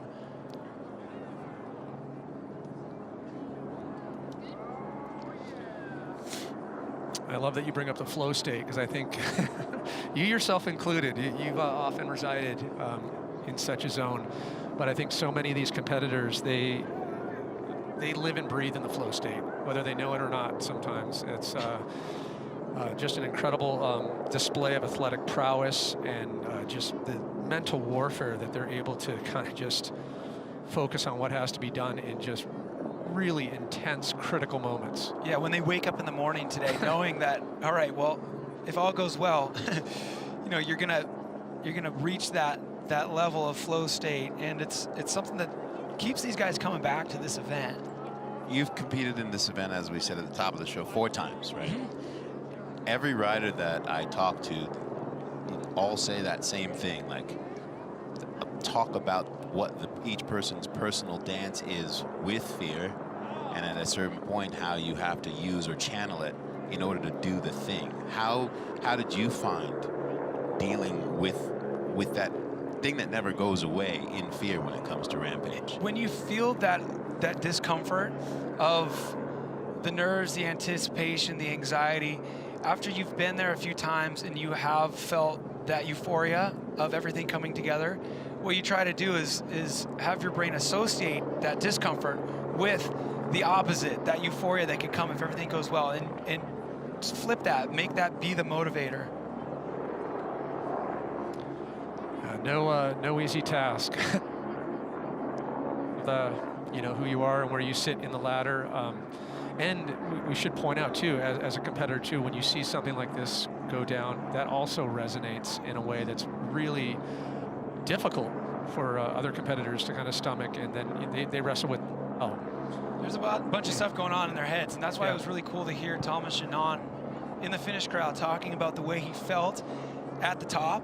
He felt like this is where I belong. You know, he's tapped into that mindset, and it's super hard to do because of all the work that goes into this, all the overthinking of everything for so many consecutive days until 3, 2, 1, it's time. So for him, talking about feeling positive in the start gate and going, this is where I belong. We hear Cam Zink talk about that as well. Yeah. And there's only 12 guys up there doing this. I was just about to say, we're reminded that there are only a handful of people on the entire planet that could do this, that could ride at this level when you have a moment like this. And when you see success come through the corral on the finish line, it's never a chest pumping to the rest of the field, like, what do you got? No. It's a success of like, I was able to execute the thing wherever I get put as a result of how the judges viewed it. Fine, yes, I'd like to be on that podium. And also the way, as peers, they view each other in that success. No one wishing for the other to not do well. Yeah, when the success is there too, they're humbled by the honor, but they also, you know, I think they realize how intoxicating it is for all of us and as fellow competitors when they see that success, right? There's the pursuit of executing personal goals, but one thing that I view as super unique to this sport is these riders are doing it for the sport as well. Mountain biking is bigger right now and more popular than it has ever been. And we're still in this era where there's rapid progression year over year. Even after 20 years of this event existing, we're seeing things that have never been done before. We will continue to see that as we progress through the day here. But all these riders, you hear people like Brandon Semenuk say it, they're doing it for the sport, to show how amazing the sport is, get more people into it, and push their personal limits along the way. And that's the theme, right, of the entirety of the collective of the action sports playing field. You know, these are niche sports for the most part, to which many people in the mainstream are like, oh, look, that's that weird stuff that those people do. But for the people who live it and do this thing, you are trying to move the entirety of this thing forward, carrying it from the last generation, doing your part, and also handing the torch to that next generation. And it is competition, but it is a competition to move the whole forward. The baton never sits static. If it did, the sometimes sport it gets would chucked from one to the next. Here we go. What's that sound? The crowd clapping, I would imagine, as I'm looking at my screen. Let's see. Usually means good things. Usually means that someone is at least up on their own power, which would make everyone here breathe an entire sigh of relief. So hopefully wait to get a shot of that, but the sounds of Rampage through practice days, you hear the sound we just heard, which is always good. You hear the big O's, and it comes in waves. So after those big O's, you just can't wait to hear those cheers that mean the riders back up. And so hopefully that's what we were hearing echo through the valley right there. And what's even more, I think, stinging, that we've become so used to seeing these gladiators take the hardest slams and then get right back up. Yeah. Like it's become normal. It's the new normal. It's crazy the stuff that's, I mean, just Tom at the top of the run, we were talking about, oh, maybe he's going to start this run like a normal person and ride his bike off that cliff, as if we've now convinced ourselves that that's normal. Normal to ride a bike off a cliff. It's and this is. Sorry, Pat. No, I was. It's a lot to drink in. The bar is set so high. The expectations are always there, and we came in. Showed up this morning knowing that, they were going to be pushing it on every single run. And we talk about the 20 years of this event, right? And those shots that we saw before, of coming in sort of blind to what possibility is, and then what that momentum of progress looks like. And this is where you find yourself at each event, is where's the ceiling? What does it look like to break that ceiling? And these are some of the stakes associated as we take a look at our leaderboard as we are here on the course hold. Yeah, Tommy G still in the 3rd spot, followed by Tyler McCaul and Kyle Strait in the top spot, because we are still in the midst of the first of 2 runs. Those of you just joining us, 1 rider to go with his first of 2 runs, and that is defending champ Brandon Semenuk. We're on a medical hold. Tom Van Steenbergen taking a fall midway through his run. So we will continue to hold for that and see how things unfold. But some time for some reflection and, maybe some discussion about, 15th Rampage over 20 years, and it just continues to deliver so many historical moments, so many firsts. It was interesting hearing Wade Simmons in that beautiful piece that was edited, just about how these OG free riders and how much it means to them. It's so great to hear from these guys. You know, they didn't think they were doing much way back when, you know, 20 years ago, but to see that reverence with, you know, and now you jump, what, 20 years later, and you have the likes of Brandon Semenuk talking about the respect and the love and the reverence for those OG riders is so great. I think one of the most interesting things as well is, you know, a little update also on Braga Vestovic, one of the riders with most excitement coming into this event amongst diehard fans. You know, obviously not competing today. He had a crash in practice yesterday, but you look at the two youngest guys who were on our roster, Jaxson Riddle and Braga Vestovic, and those are probably the two riders who revere the original days the most, and, you know, they educate themselves on the history of the event. Braga, for one, he's Norwegian, he's never been out here before, but to get excited for the event, all he did was watch the DVDs of the original first 4 Rampages, 1, 2, 3, and 4, to get excited. And the line that he built out there, you can tell that that's what he used as his motivator. So, two things, it's amazing to see the youngest riders paying homage and respect, but also I like to imagine a scenario where you could go back in a time machine and show Wade Simmons and Josh Bender and, you know, all those original riders what's happening 20 years later. It would seem like something from a different planet. I know there's a lot of expectations and hope that Braga would have been competing here, because, like you said, he takes that reckless, I mean, raw approach. I mean, he is like a Norwegian death metal band, a freight train running down the course on 2 wheels. A little Dimmu Borgir. Yeah, I love it. But we expect a speedy recovery from him, as well as Andreu and Carson Storch. Yeah, I mean, and, you know, elephant in the room, when we had 15 riders at the beginning of the week, and we have 12. I mean, and that was in practice, in arguably like really good conditions, not too bad wind. Obviously, we were stoked about the water, etc. But it's just a reminder that, like, well, these. And notable mention, Brett Reeder out. You know, there's even in the off season, in between, you know, Brendan out. Yeah. We see the shot of Brandon Semenuk. Let's talk about that. What's that head play like? It's hard to be the last one to drop. He finds himself in that position a lot, you know, throughout his Rampage career, his slopestyle career, because he's usually the guy at the top. He is the defending champion, which means that's the last guy to drop here. And it's hard to sit up there and wait, especially when there's a crash delay. It also gives him the unique ability to become the first ever back-to-back winner, which has never happened in Red Bull Rampage history. We talked about it at the top of the show as well, as he shares a title with Kurt Sorge, a fellow Canadian, as being 3-time winners. He'd love to separate. He'd love to, you know, differentiate and become the first and only 4-time winner. How do you put what just happened out of your head when you're Brandon Semenuk?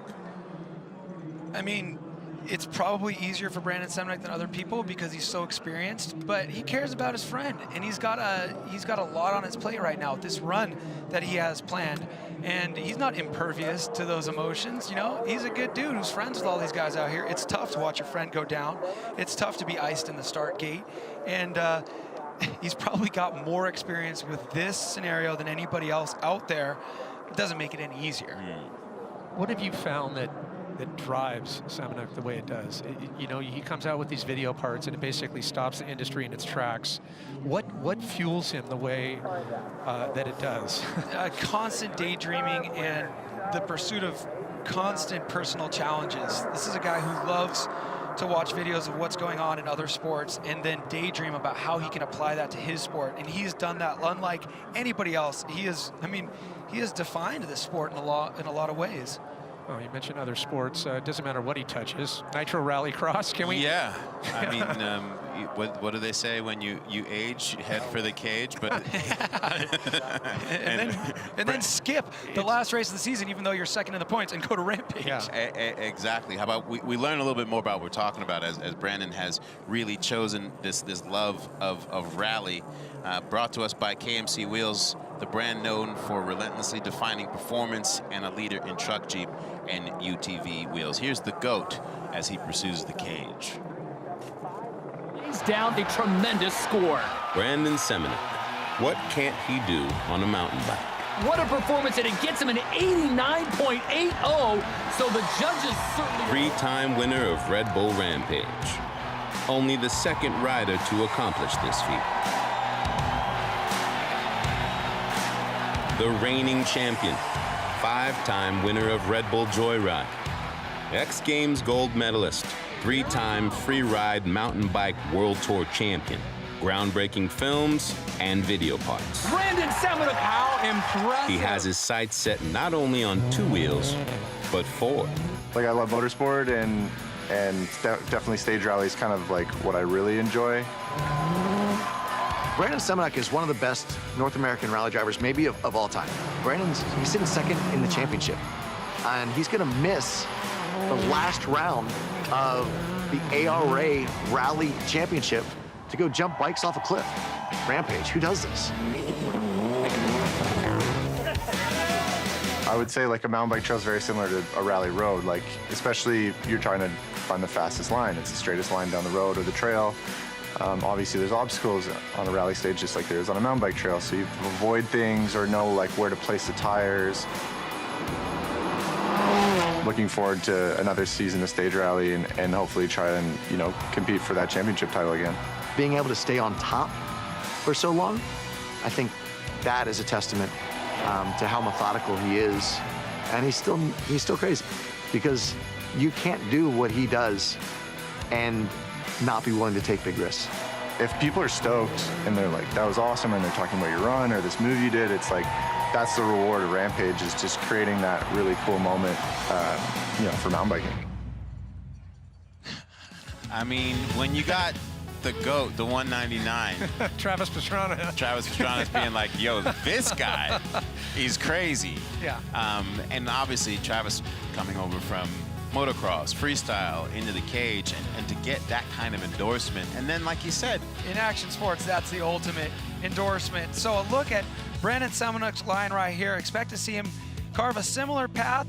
You can recognize this jump right here. This is that long double step-up hip that he typically flat spins. He did the flat spin knack-knack the last time we saw him here. But in the middle of the run, he's got even more creativity. And you just saw that big flat drop that did not exist before. I don't know if you've been following things on the internet, but he's about ready to tap into a new realm of Rampage, bringing slopestyle tricks and an approach that we really haven't seen in the history of Rampage. And what better rider to do it than Brandon Semenuk, showing up to Rampage on the single crown fork. You see that right there. What does that mean? That opens up the doors for bar spins, tail whips, backflip tail whips, and expect this guy to really take advantage of that. And so much conversation, so much focus has been on, oh, is it getting too trick influence? How about, let's not forget, he's still on a Rampage course. He's just adding that. That doesn't take away the exposure, the risk, the speed, you know? How about the degree of difficulty for what he's doing on that bike? Can you put that into context? 100%. So he's going to be doing these tricks on this bike that are going to be similar to things you see in slopestyle. We can touch on quickly the fact that, don't forget, he is at Rampage riding the gnarliest terrain ever, but also doing the tricks on this big bicycle. It's as if, you know, that heavy bat they use in the on-deck circle, not only do you go to the plate with that bat, but to hit a home run, it's 100 feet further. It is so much more difficult to whip that bike around than it is on a slopestyle bike, and this is the guy to bring this steed into this environment and really show the potential of how you can mix these worlds of mountain biking. And he can bat switch. Yes. Sorry. Oh my. Once What again, a great Captain Office has entered the building again. Something to look out for too, because this line, it has it all. It's got the steep technical double drop at the top, and then he's improved in the middle. He's, instead of having a flat drop where he did in 2017, he's got this satellite dish feature, and he's got that big flat drop in the middle. As the helicopter gives us such incredible perspective of the three-time champion sitting in the gate. You mentioned Travis Rice is going to be joining us. Talked to him yesterday and how slack-jawed he was. But this is a peak that Travis would pay good money for to drop in if it was snow-covered. It just shows you the exposure and the steepness. It's got a bit of a walking around this venue with snowboarders Ben and Gabe Ferguson out here, walked up to the top with them yesterday, and their jaws on the floor. And these guys are completely at home on top of gigantic things, and their jaws on the floor. It's so cool how many crossover athletes make the trip just to see this in real life. I saw Miles Chomley-Watson, the Olympic fencer, and he's just sitting here being like, are you, bruv, he's English, bruv, are you kidding me? Are you kidding me, bruv? And he went and hiked all the way up to the top, and he was just awestruck. And you said, sir, touche. Touche. Yeah. Yes.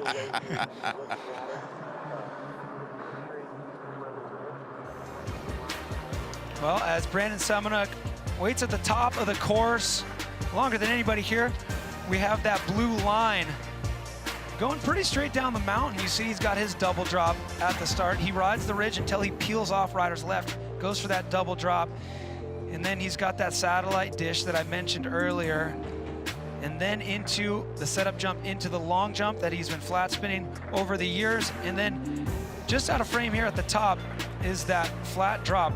And, you know, it's been on the internet. He's been doing a hop tail whip on that downhill bike, on that flat drop. And then the trick jump at the bottom. We've seen footage of backflip tail whips on that. And you know what? He always comes out with such an ambitious plan. And the big question is, can he link it all together? It's such a monumental task, but he has done it 3 times. We've also seen him have to come back and run 2 and clean things up. He's been riding a ton in practice. He's done a lot of the moves that we expect he's planning to do in his run, but you just never know. You got to really watch him. Like you said, Pat, you know, he swings the bat both ways as well, so paying attention to those directions. Yeah, there's going to be so much subtlety. Obviously, it won't go over the judges' heads, but he throws so much of what he has into each run, and like we said earlier, there's so much speculation of what is going on inside of his head. He's got that steely focus. I've never seen him rattled once.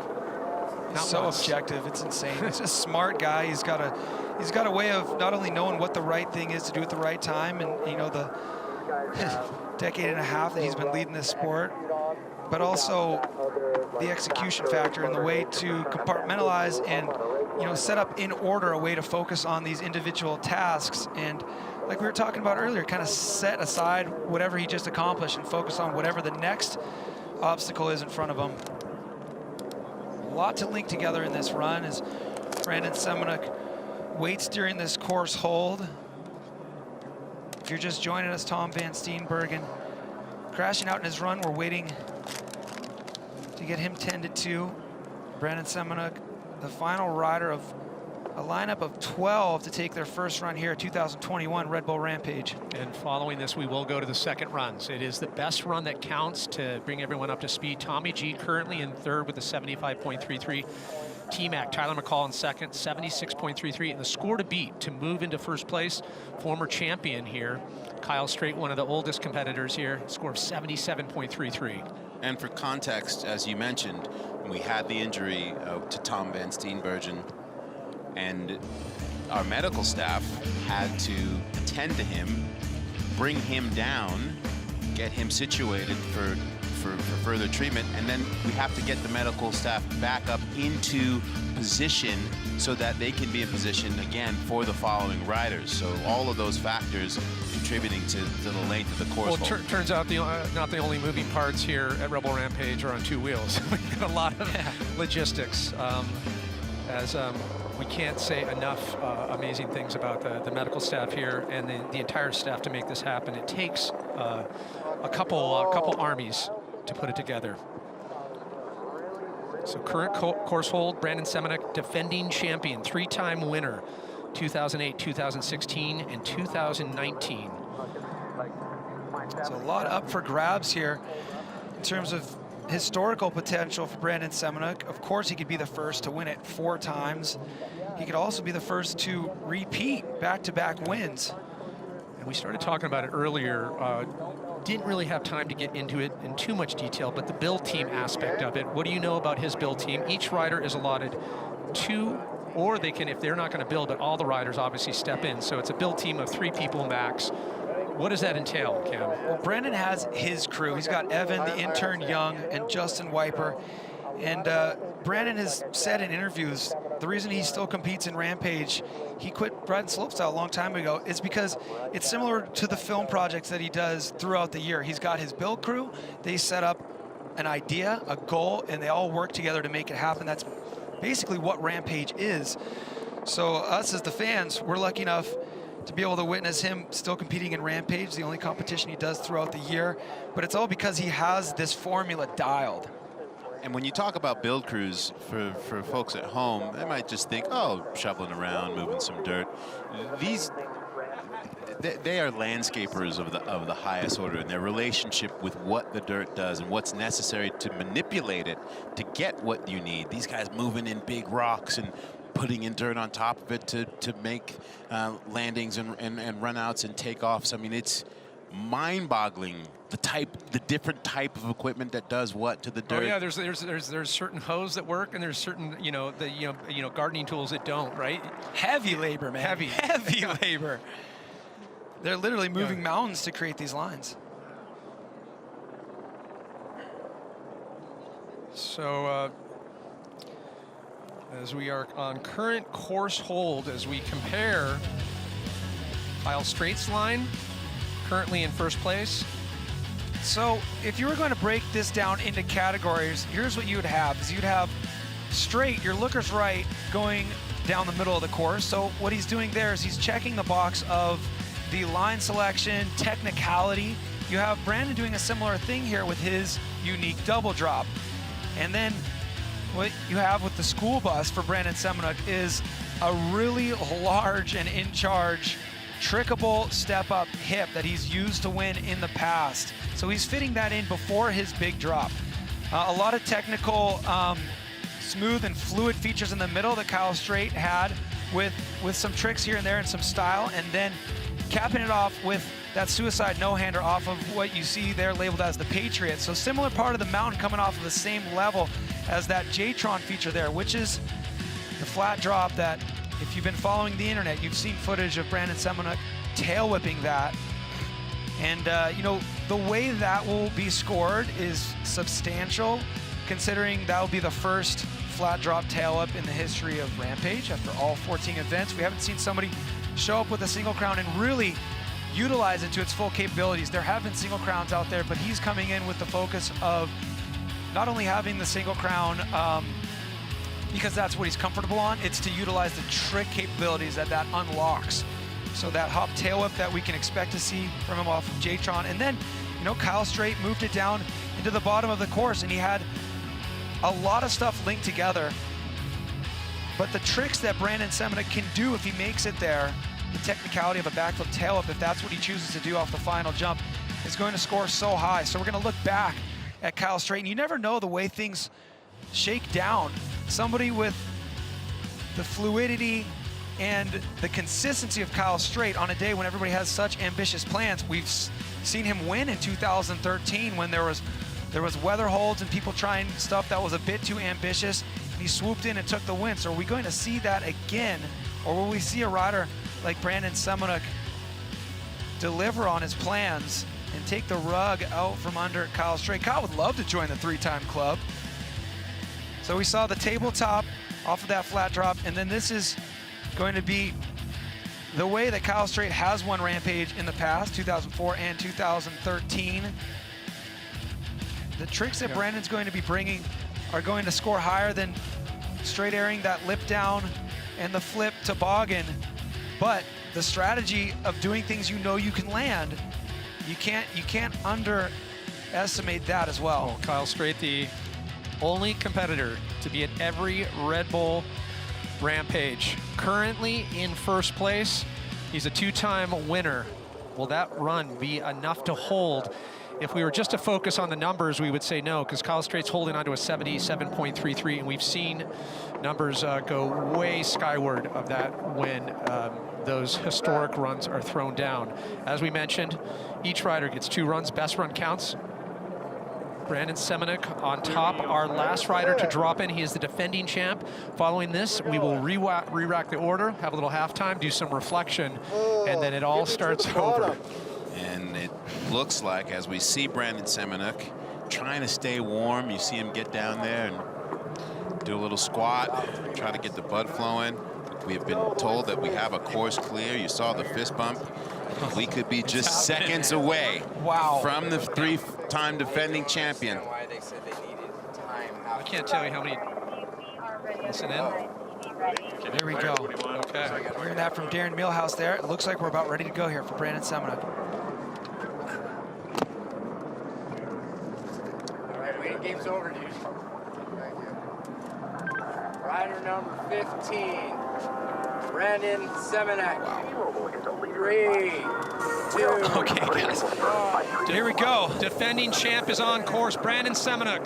Can he make it back to back? Watch that nose press on that technical drop here to start things off on the ridge for Brandon Semenuk as he quickly peels off to his double drop. This is where he's getting his technical points here for the steepness of the terrain. Now expect things to get tricky into the satellite dish. Toboggan.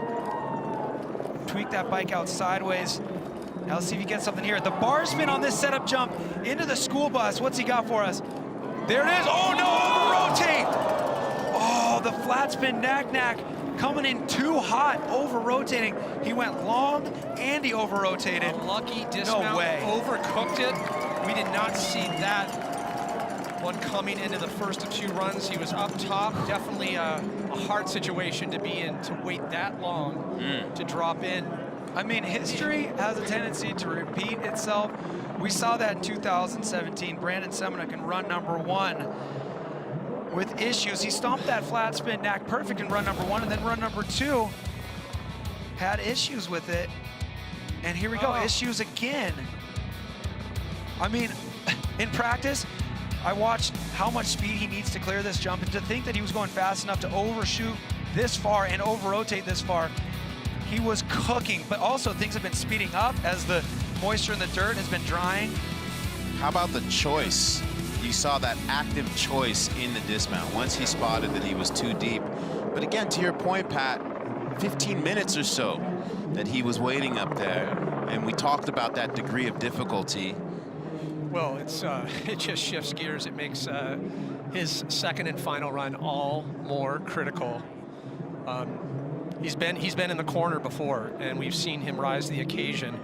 I just want to talk about this hip. You know, it has been his nemesis. You know, and it's also where he's put together the magic that's needed to find the top of the podium at Red Bull Rampage, but did not. You know, based on practice and what we've seen, there was so much focus elsewhere. Yeah, as he takes advantage of just getting some further assessment of the rest of his line. That drop is. Can we just, for anybody out there who's going to say, oh yeah, well he wants to tail up off of that, big deal. That's what they do in slopestyle. That drop is gigantic. That bike is gigantic.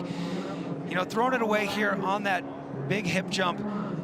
Yes, it's unfortunate because we've seen him do that in the past, but that big hip jump is a big points gatherer because it is kind of on a section of the course where a lot of the lines don't have a big hit on them that's trickable. So it's all necessary. Everything he has set before him right here is all necessary if he wants to try to overshadow, you know, the technicality of somebody like Kyle Strait dropping right down the middle. How many times have someone's called you up or texted you, hey, have you seen what Semenuk did? Yeah, you know, and you're like, wait, what did he do? And then you get sent the link. Got to see this. Yeah, and anytime he posts a clip, it's like, you know, it's like watching John Florence on Instagram. Yeah. Oh, there's a John clip? Well, all right, well, I'm going to see something that shouldn't be possible, that this person looks like they do casually, but because of their ability, it's not casual, et cetera, et cetera, et cetera. But that constant pursuance, that obsession of daydreaming, of possibility, that forces them to exist in this level of greatness that sets the tone for the rest of their sport. Yeah, whether it be Rampage or video parts, he doesn't do it unless he's going to move the needle. Indeed. So following the first of 2 runs where best run counts here at Red Bull Rampage, things stack up like this, rounding up the top 5, Ethan Nell, Kurt Sorge, Tommy G in 3rd place, Tyler McCaul in 2nd, and Kyle Strait, 2-time winner of Red Bull Rampage, holds the top spot. 77.33, the new score to beat as we move into the 2nd and final runs. Rampage has evolved from a ragtag group of free riders in the desert 20 years ago to this world-class event that hosts athletes who spend the entire year training for this moment, how about we take a look back at what we've been talking about, these decades of progression brought to you by the Utah Sports Commission.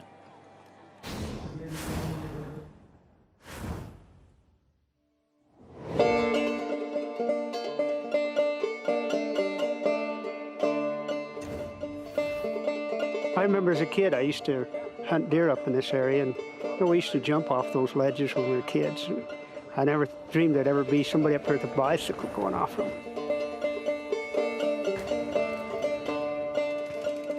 This is the first time I've ever done anything of this kind of thing, like drops and stuff. I don't know, I'm more used to having to like race or something, so it's almost a lot of pressure to relax. You know, everybody's kind of been questioning whether or not the free riding thing was for real, and I think everyone's about to find out. Free riding is just throwing your own lines into a natural setting, and this sort of event now allows the riders to do that. So.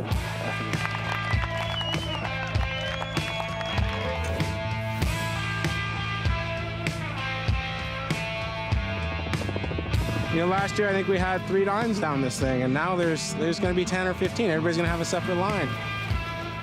There's big names, you know, huge talent from all over the world. Je m'appelle Sorge, j'ai 24 ans, je suis français, j'habite à Pau. I'm from Indianapolis, Indiana. I'm Steve Pete, and I'm from England. I'm Andrew Mills, I'm from Sydney, Australia. What did you think when you showed up? Pretty cool. I guess, you know what, it's a little intimidating, but, you know. The sickest thing I've seen this weekend, I think, was Super T's big drop. At the top, I was looking at other guys' runs, and they're really solid, so I better throw something big down.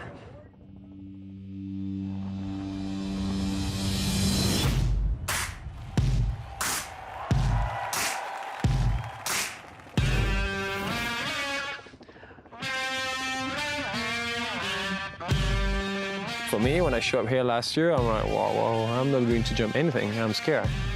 And now I trust way more, and I can do that.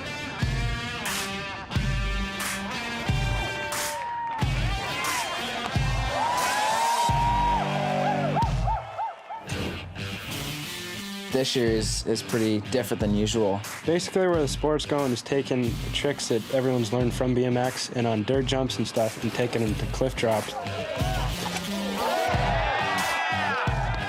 The bar's definitely going to be raised a little bit.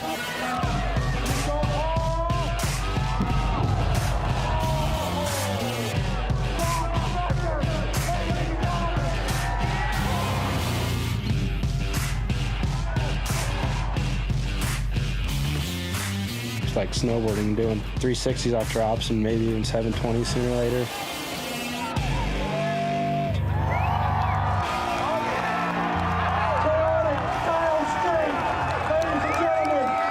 When the Rampage ended in 2004, I don't think anybody knew where free riding could go from there. People thought it had peaked out. When it came back in 2008, everything had evolved. My name is Semenuk. I'm from Whistler, BC, 17 years old, and here at the Red Bull Rampage. Pulled up to this event, seen a huge canyon gap, and I almost threw the bike in the back of the truck and left. They put a bunch of wood lips up on the course. Keep the old school big mountain stuff up top, the new school stuff down at the bottom, so that you just can't roll in here and skid down the course and do a big trick. You know, like, yeah, crowd loves and everything, but that's not really what mountain biking is. You know, tricks is my thing, so that's what I want to show off. Semenuk, a big win, folks. Yeah, I heard Zink won 3 this. That's pretty insane. This is the cornerstone of my line and hopefully a winning line. Cameron Zink!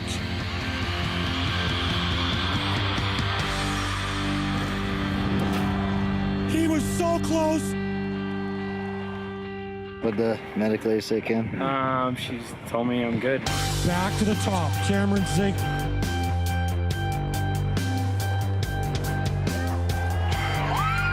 Stomping it after all that weight, that's pretty rad.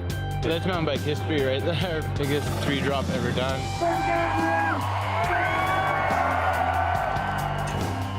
This contest is the biggest contest to win for our sport, and, you know, I want to win this thing. Kurt is a total competitor out here, and one to worry about. And Kurt Sorge is your winner of Rampage.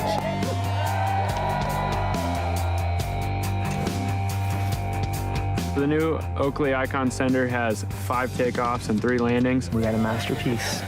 I won it back in 2004. I've been trying to get that second win ever since. There's never really been anyone to even come close to winning it twice. Totally different styles, that's what it's it. Zink is more of a sender, he's just gonna go for the biggest thing in the course. Kyle is just gonna pin it top to bottom and go huge as always. If you do it twice, it's kind of solidifying you in the books as the best big mountain rider to ever live. The first ever 2-time Red Bull Rampage winner. Yeah, I went to Rampage 3 times and I got 3/4. This year, I'm gonna just go there and just send it. Try to not get 4th. I'm gonna get last or first.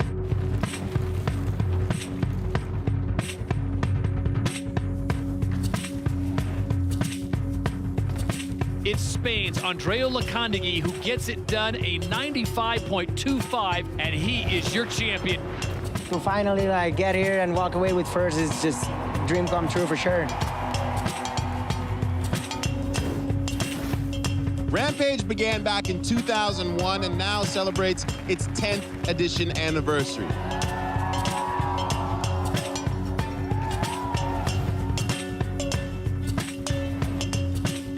These guys are all sending it so big and riding so well. Just to try and match their level, I just really have to push myself. Welcome to the Two-Timer Club, your winner for the 10th edition of Red Bull Rampage. We give you Kurt Sorge! Dream come true, and just happy I can be here again. At the end of last year, it became very apparent how many lines are put into that mountain, that we needed a fresh start. And, we scoured days and days looking for the perfect site. I think this mountain is really the pinnacle of where the sport has been going. Because Rampage is all about the natural terrain, using natural features. So we're peeling it all the way back to its roots and see what happens. That mountain back there is the steepest mountain they've ever held this event on. And this is the first year that the riders and the building techniques and the bikes have caught up through this evolution and progression to where you can actually hold this contest on a hillside like that.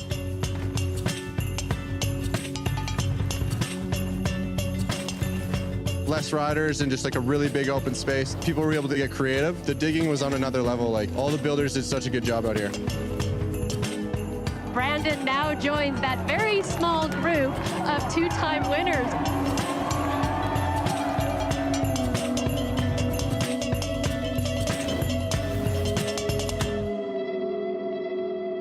Any kid that's a mountain biker's dream, right, is to win Rampage.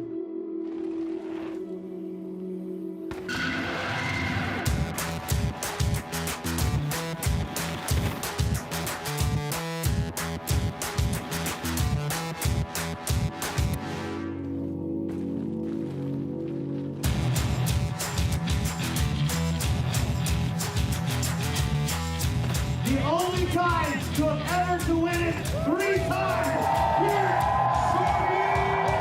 Maybe it'll sink in later, but it feels pretty unbelievable.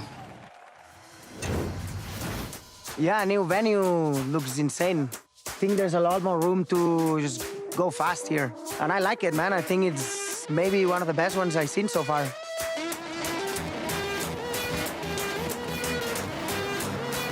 Rider number 17, Brett Reeder. The last 2 years, I've felt like I have the tricks to get me a win, but my line hasn't been good enough.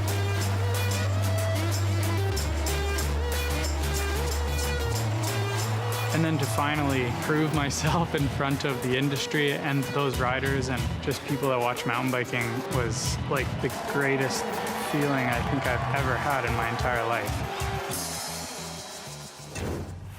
This being the second year at this venue, the riders are naturally more familiar with the terrain, but for some, it also means there is a lot of unfinished business from 2018. Rampage is the big mountain event. It's like the pinnacle event for big mountain riding or just gravity mountain biking in general. Yeah, if you can have a good event there, that kind of secures your spot in the sport. If you can continue to do well, you just start to embed yourself into the history of freeriding and mountain biking. Now, there were so many question marks after he crashed both runs last year. What did he have planned at the bottom? We never got an answer to that. Now here's this lily pad feature. We've been wondering what he's, there we go. What? Showing such progression. And Brandon Semenuk, a 3-time Red Bull Rampage champion.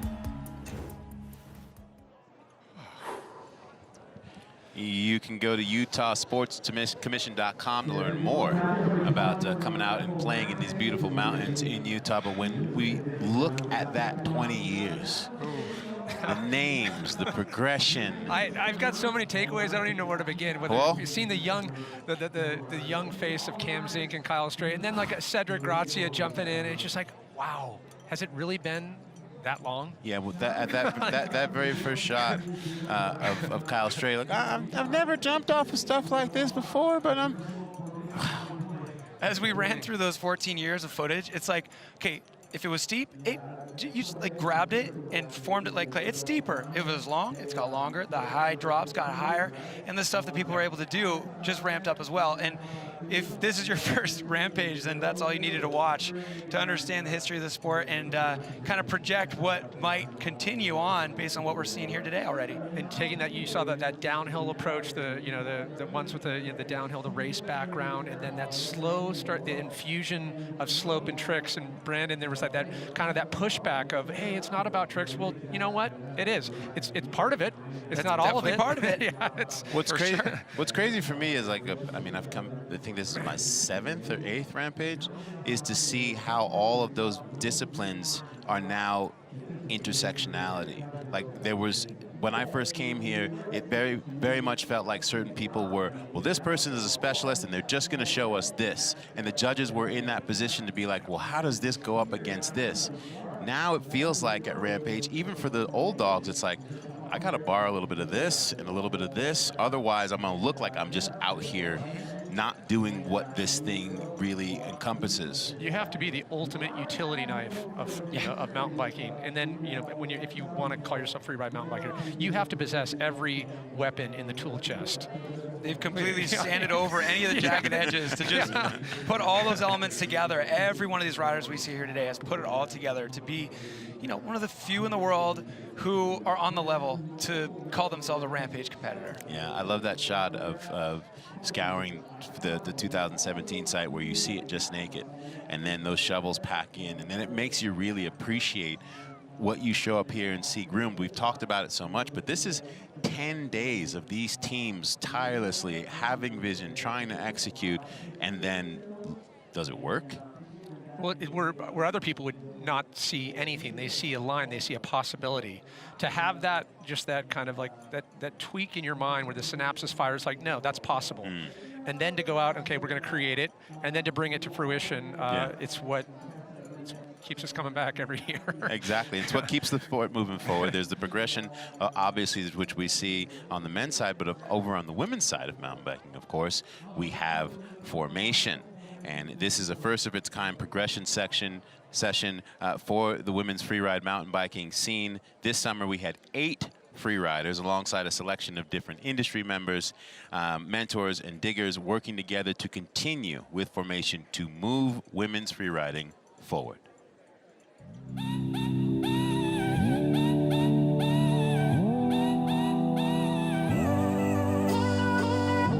Every time I say I'm sorry.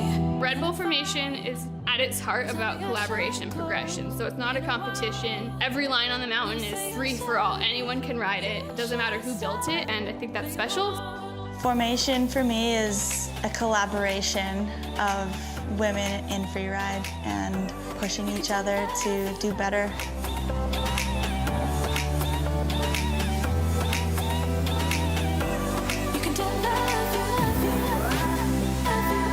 These style of events are so important, especially for women's freeride. Having an event like this in the back of your mind as something that you want to be working towards, it just kind of gives you that constant goal to keep pushing your riding.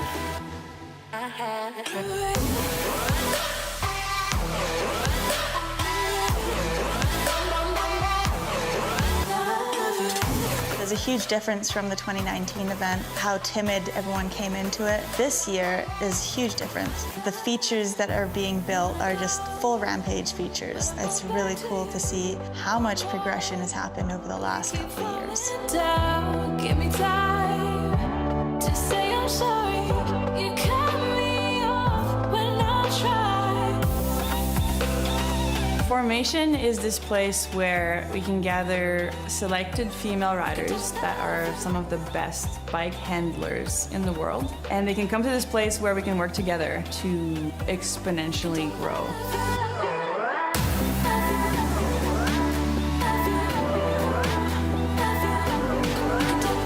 Yeah, I think that formation is one of the best experiences in my whole life. I think that we are going big. I'm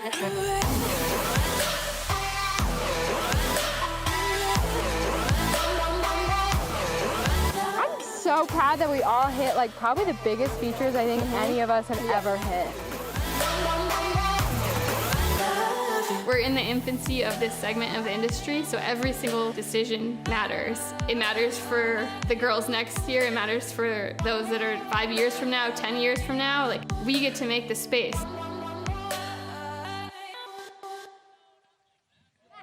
What a difference 2 years makes, that level of progression and opportunity for the women to come together and move the sport forward. Right now, Tina Dixon is with my favorite person at Rampage, the happiest person at Rampage, Katie Holden, who is the formation creator, alongside rider Hannah Bergerman. Yeah, thanks, Selema. And watching that clip just makes me so happy. I could watch it over and over again. I love to ride, and then you just inspire me to, okay, I gotta kind of step it up a level or two. Hannah, let's start with you. The format's a little bit different, though, than what we're seeing here today. Yeah, the Red Bull formation's a bit different. It takes place in the same spot here in Virgin, Utah, and it even uses some of the same venues that have been used for Red Bull Rampage in the past. But the format itself is a bit different. So it's not competitive. We have no spectators or live feed or competition runs. We kind of just go build our lines, and then we can ride them however we want to. So we can share lines or like help each other with certain features and help each other dig, and we can just help each other progress. Not having it be a contest, do you think that helps elevate the riding for you? Yeah, totally. It's super important, especially in the phase that we're at right now. Like helping each other progress is kind of the whole goal of the event. So we're collaborating and working together to like build our community and just help the sport grow. Yeah. Oh, I cannot wait to see where this goes. And it all started so much with you, Katie. How important was this for you? Oh, it's just, I mean, it's been such a journey, and it's been a team effort by so many people. Yeah, it's just, seeing this take shape and all of that, it's, so many of us have been inspired by Red Bull Rampage for so many years, but there hasn't always been the space or opportunity to showcase our talent or really develop at the highest level. So Red Bull Formation has really been that space to develop as athletes with the tools and the resources and the community and with film crews and support and all the tools and resources that we need to really develop as a team, because we're stronger together. Yeah, and also how important is it for, I guess, younger riders and, you know, especially on the women's side, to see strong women and see like, oh, well, if they can do it, I'm gonna do it. Oh yeah, it matters so much. I mean, just we look at all these younger girls just nipping at the heels, and as I've said many times, every decision matters. So what we do and the space that we make and the opportunities that we create through illustrating the highest level of riding to creating fair pay and space within the industry, that is what matters for everyone that comes behind us. And could you compare the first year to the second year? What was the growth like? It was mind-blowing. In 2019, the women just knocked it out of the park, and I mean, we really just threw them in the deep end. We said, we're doing this, let's do it, and they totally excelled. But now, having 2 years under the belt, the women that showed up this year for Red Bull Formation 2021, they had 2 years to prepare. So the level is just it's skyrocketing. Yeah, that opportunity is so key. And speaking of opportunity, Elliot Jaxson, I know you know, the viewers know you, pro athlete. You're a commentator on Red Bull TV for all the World Cups, but at the heart, passion for mountain biking and getting others involved. What's been going on? Yeah, so I co-founded the Grow Cycling Foundation with Katie Holden, and it's all about education, access, and opportunity. Our first initiative is in Inglewood, California, and it's a place where, you know, you have no bike lanes, 0% of kids ride their bikes to school, and the closest mountain bike trails are like 30 to 45 minutes away, so you kind of think of a city like that, and you're like, why would you ever choose to ride a bike? There's no exposure, you know, there's so much friction to get into it. So we decided to put a world-class Velo Solutions pump track in the city, and, you know, I think it's so exciting to have it hopefully get done early next year, but also just the amount of access and the kind of the trails are not the only thing you need. It's all about community. Riding a bike with friends is kind of the key to riding bikes. So putting those kindergarten and first grade and 6th through 8th grade programs in all 12 schools in the school district is what we're super excited about, so that the kids can teach the parents about cycling, and so they have friends to ride with. And so now you have this pathway where you can get exposed to it, have a pump track to ride, and maybe in, you know, 10 or 20 years we see the next, you know, Rampage winner coming out of Inglewood, California. I think it's about, for us, you know, not so much bringing the city to the outdoors, but bringing the outdoors to the city. Yeah, I love it, and I can't wait to see that pump track. Thanks so much, Elliot. Thanks so much, Katie. Salema, I'm going to send it back to you. Thank you, Tina. And, you know, that just proves right there, representation and opportunity, that is how you grow the landscape of these sports in so many directions. Well, I've just been told that we are ready to go for round two. Now. The riders are in the gate. The crowd is fired up. And we are ready for the second runs here at Rampage 2021. To drop in makes you one of the chosen few. To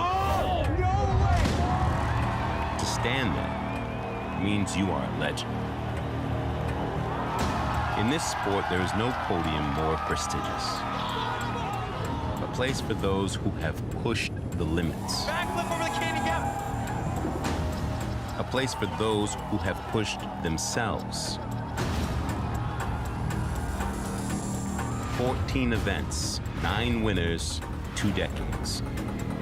The world's greatest mountain biking event lives on.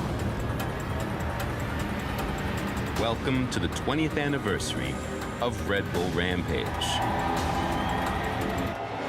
Wow, Todd, look how steep that is. Ton of speed.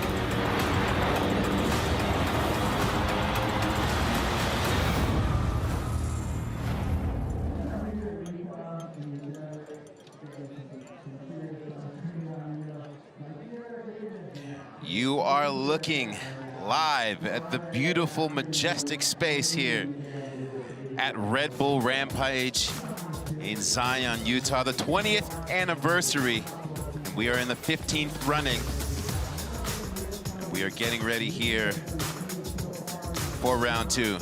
Great views from our T-Mobile 5G POV drone cam powered by the T-Mobile 5G network. It is streaming high-def, never-before-seen camera angles right from the course. As we take a look at some highlights from round one.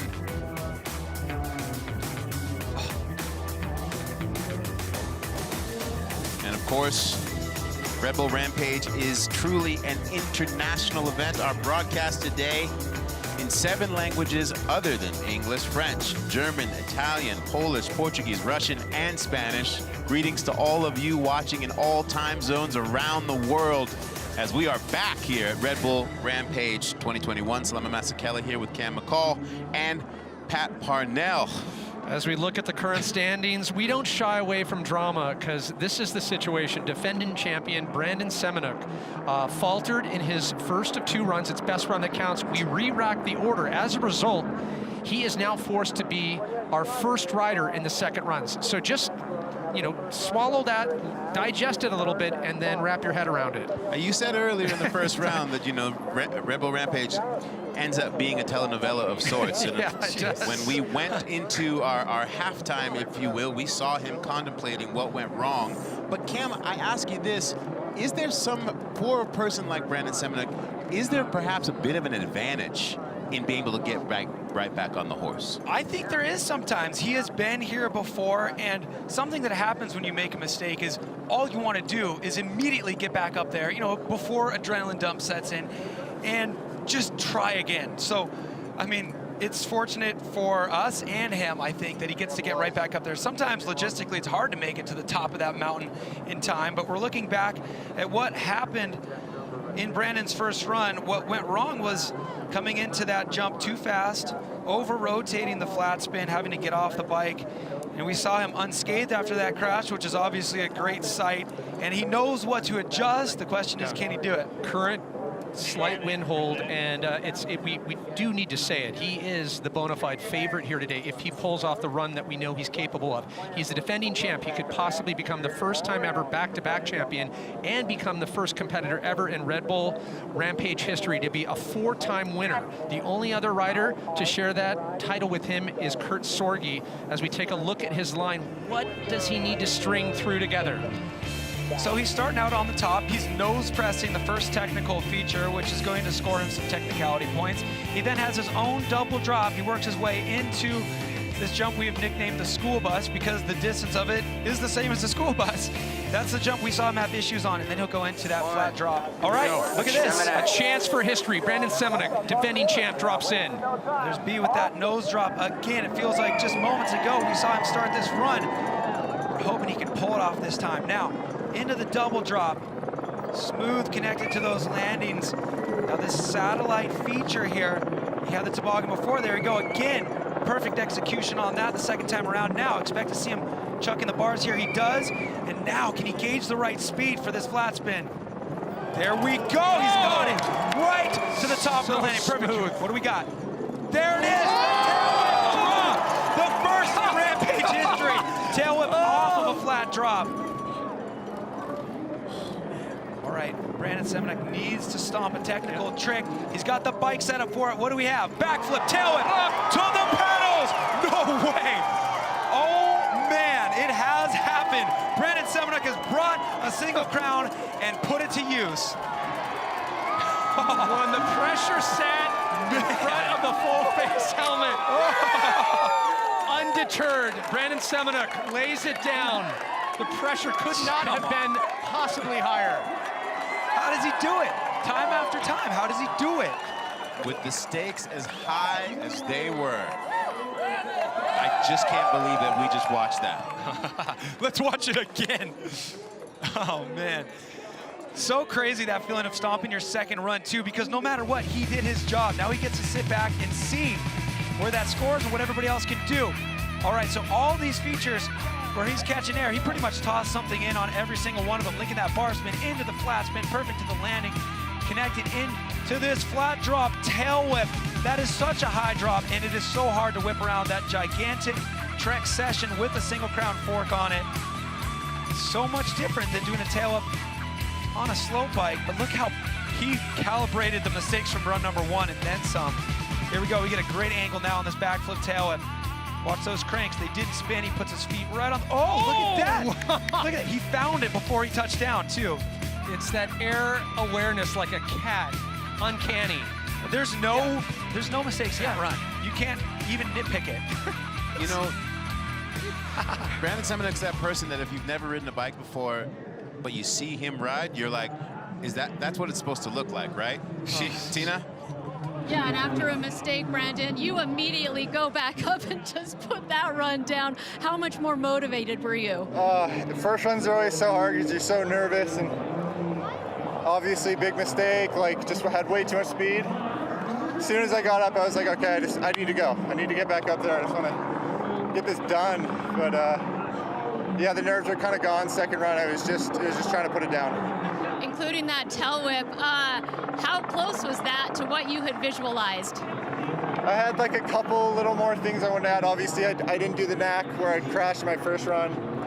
And then there was like some small tricks maybe down below, but that was about 90% of what I wanted. So considering it's midday and it's a little windy up there, I'm pretty happy that that's what I could put down. Yeah, considering some of those tricks you did as well. Thanks, Brandon. Thank you. Well, note to self, Semenuk at 90%. All the other competitors, take note. Yeah, his 90 is your 150. What's it gonna be, guys? Okay, score needing to beat a Wow. 89, we have a new leader, defending champ. Brandon Semenuk now sits in the hot seat. Can he hold on to it? If he does, he'll be the first time ever back-to-back winner and a 4-time champion at Red Bull Rampage. History sitting in your pocket on the hot seat. Will he get to hold on? For those of you at home that have just joined us and who have been watching us, Tom Van Steenbergen was injured in round 1. We've been informed by our medical team that Van Steenbergen is being attended to and will be transported to the local hospital for further evaluation. We appreciate your patience. We just don't want to give out any false information. We're happy to know that he is in good hands, and we will update you if we get any other information as we head back to the top. Yes, yes, indeed, as we get right back to the top to a big, big story. The only rookie here at this year's Red Bull Rampage from St. George. He has that BMX background, a little bit of that freestyle motocross influence, and a rider that so many of the established veterans admire, and good reason so. Yeah, I mean, there's that freestyle moto influence there applied to the big mountain terrain of Red Bull Rampage. And I mean, nobody does that like Jaxson Riddle. That whipped out Superman, and here's where things went wrong. You watch that back tire impact that rock, completely explode, no more air pressure left.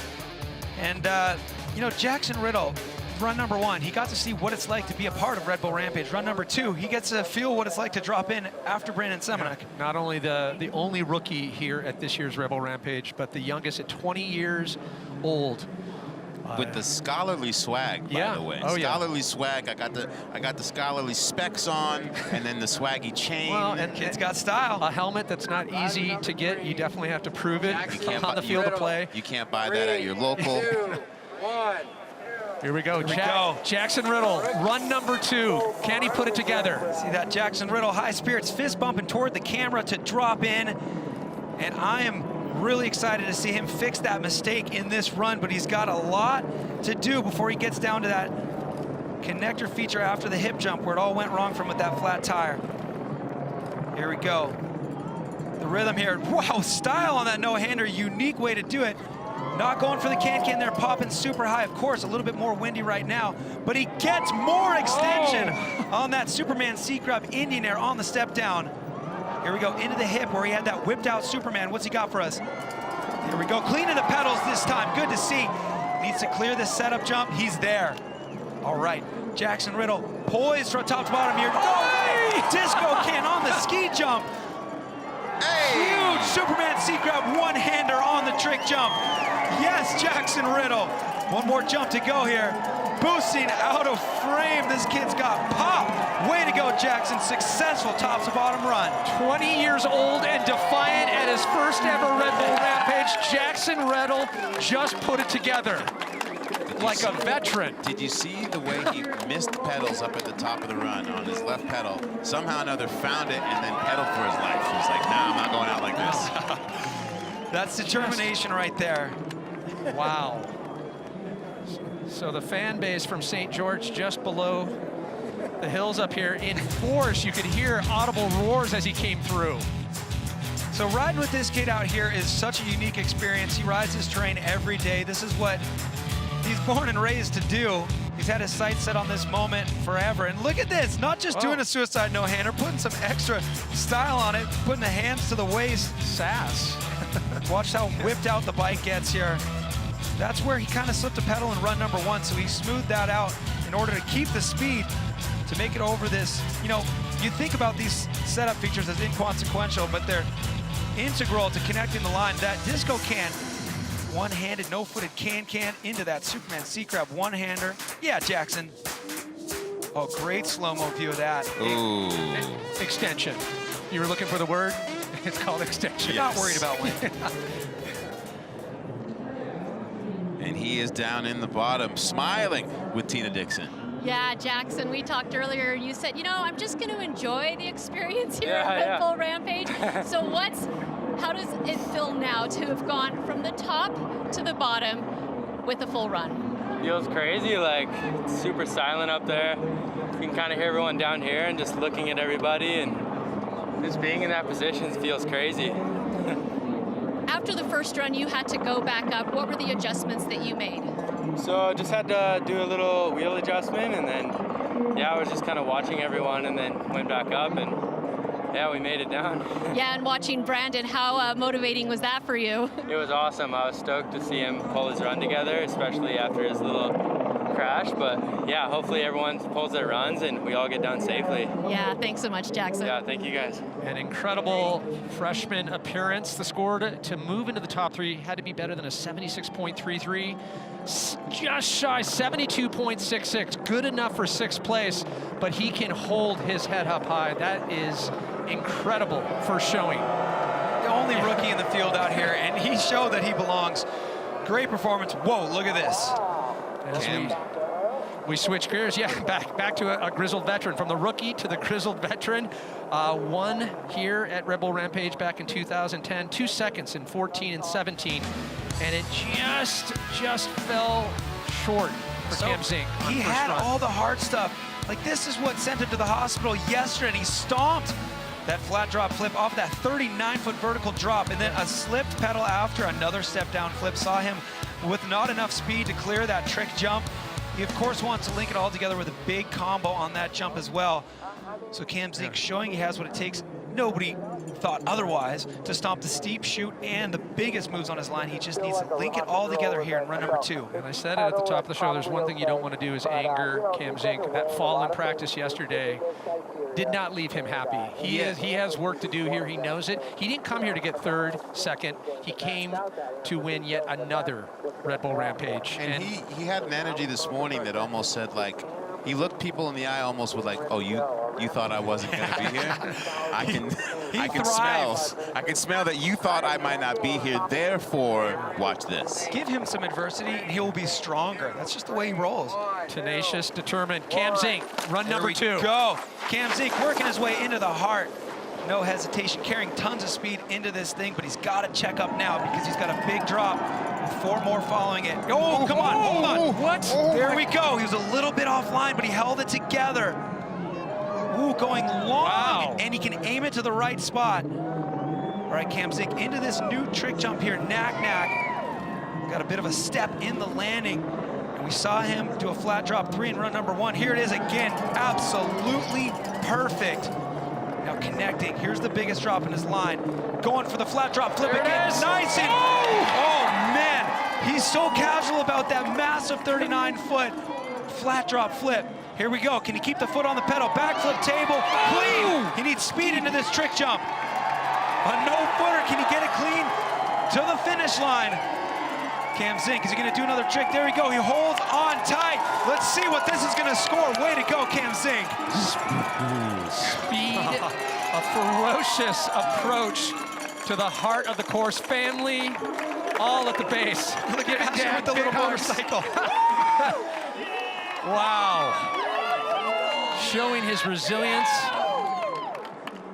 and his ability to continually reinvent himself. Cam Zink. Oh. And I remember reflecting years back when he was going to do the flip on the flat drop, and family a bit smaller back then. They're multiplying. They are, and they watched with bated breath, and continually he is able to deliver. Did you see the look in his eyes of his oldest daughter?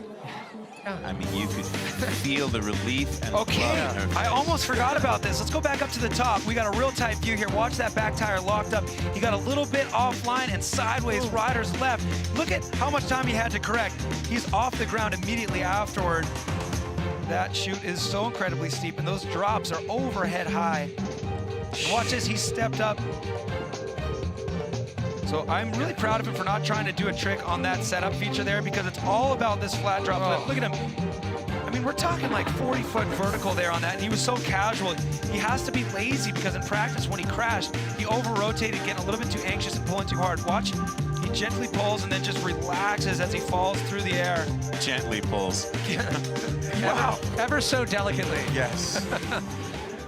And the rest of the field anxiously watches the runs that are being thrown down on the second final runs. Oh, a relieved Cam Zink is with Tina Dixon. Oh, Cam, how much were you just willing yourself to get to the bottom on that run? Yeah, it's been a rough go. I mean, it's pretty standard out here. It's not for the weak, and you gotta have grit for sure, and especially after like a crash like yesterday. Bruised along, the doc kind of gave me the, you know, I know you're probably gonna ride anyway. He's like, I'm a fan, I know what you do, but I'm supposed to advise you against it, but I'm glad I did. I'm glad I pushed through it, and you know, it's adversity makes it all more worthwhile and that much more amazing. Yeah. Walk us through going through that chute, because again, you had so much speed. After 17, I said, I'm really glad I'll never have to ride that again. And then these 2 times today were the first times I got to ride because I took myself out of practice yesterday, and that was my goal for the latter part of the day. Rowdy, like, might not be able to tell from TV, but I was fully out of control both times, like, but it's so steep, it won't let you crash really.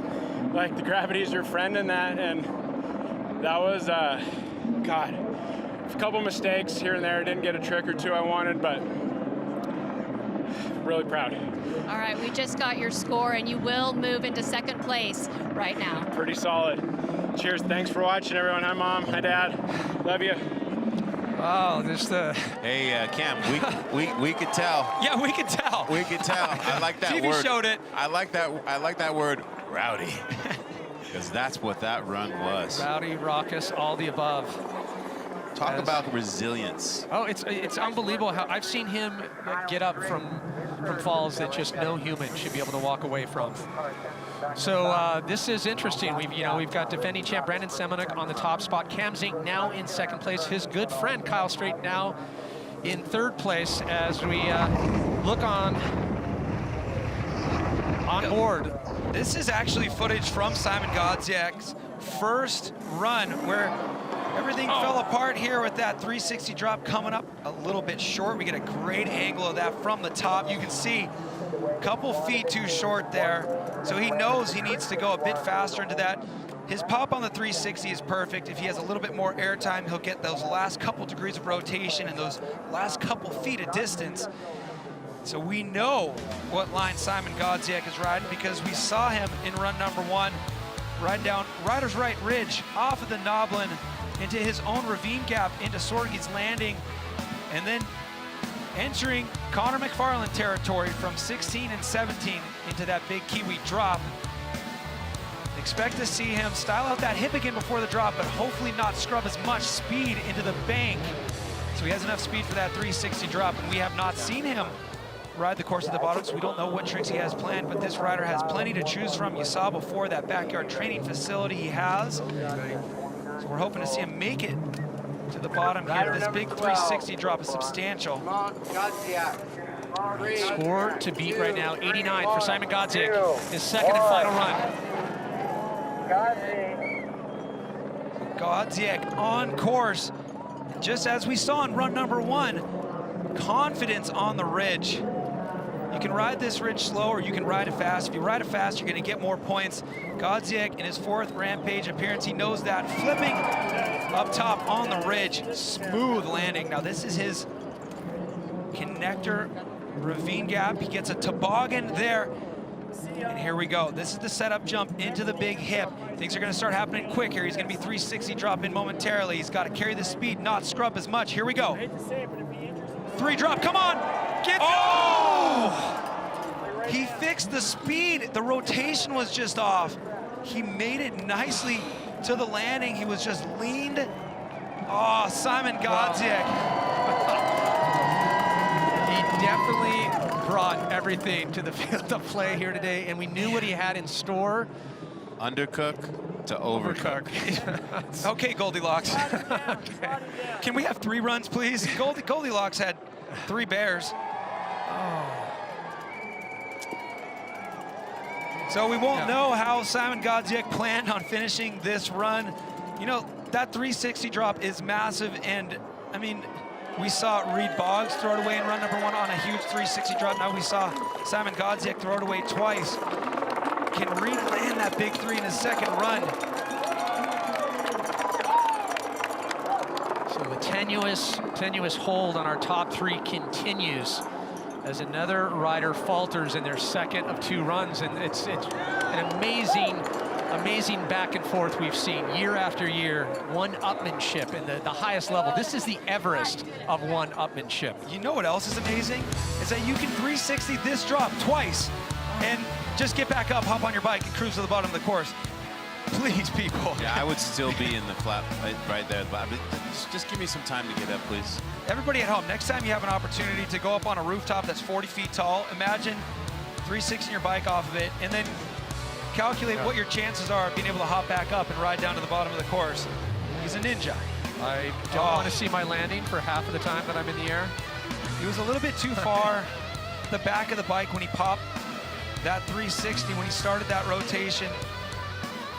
And he had to yank him around to pull around the rest of the rotation. What that did is lifted up his front wheel. He was leaning, but the mistake that he did have on that 360 allowed him to slide out. So pretty incredible. Obviously, disappointment there.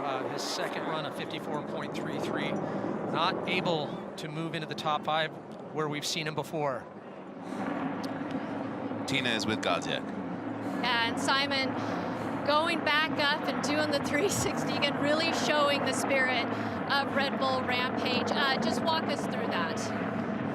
So this year I was pushing my limits a lot. That would be the biggest 360 in my life. That was the biggest drop in my life. And I really wanted to land it. I felt comfortable in my second run because I knew how to do it.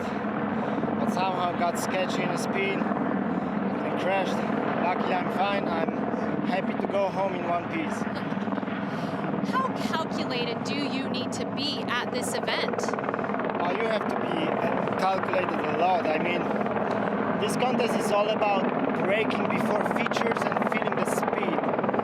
And that's what is freeride here, I guess. Because you have to have that instinct and that feeling of speed. And yeah, I tried my best here. Thanks so much. It's great to see you out here, Szymon. Thank you, Tina. So visibly disappointed Szymon Godziek, as he wanted more, but as he pointed out, he laid it all out and goes home in one piece. Our current standings sit like this: Kyle Strait in 3rd, Cam Zink, former champ, he sits in 2nd, but Brandon Semenuk, will he be the first ever back-to-back winner and a 4-time Red Bull Rampage champion? A few more riders have something to say about it. And the next one has had a challenging relationship with Red Bull Rampage, to say the least. And Reed Boggs. It has been just a back and forth relationship, having to qualify as we jump on board with the amazing GoPro footage that we're getting out from these riders. I will say, you guys, that this run legitimately has a chance to shake up the podium. It's steep and technical at the top. Going off the Goblin is the only one this year doing it. And on a line that did score decently well in 16 and 17, he's added a lot to it. You can see what it's like to ride this line here, as he's got that trick jump up on the ridge, but then he doesn't slow down and peel off right away. He's got a big hip jump that is brand new this year that he just hit for the first time this morning. And then, of course, he 360'd this drop, the biggest 3 drop he's ever done. He did nothing wrong. He maybe over-rotated 10 degrees, and the tire pulled off the rim. So really what Reed needs to do is the same exact thing and hope that that tire doesn't pull off. I wouldn't even tell him to change a thing. And from that perspective, you get to see that level of exposure coupled with the speed, like you said. There was no braking, and he just made that look fluid and easy. And from that POV lap, believe it or not, there's a bunch more to come after that. So here it is for Reed Boggs, his final opportunity to shake up the podium. Big exposure off the rider's left side of that, but he aces it like a champ.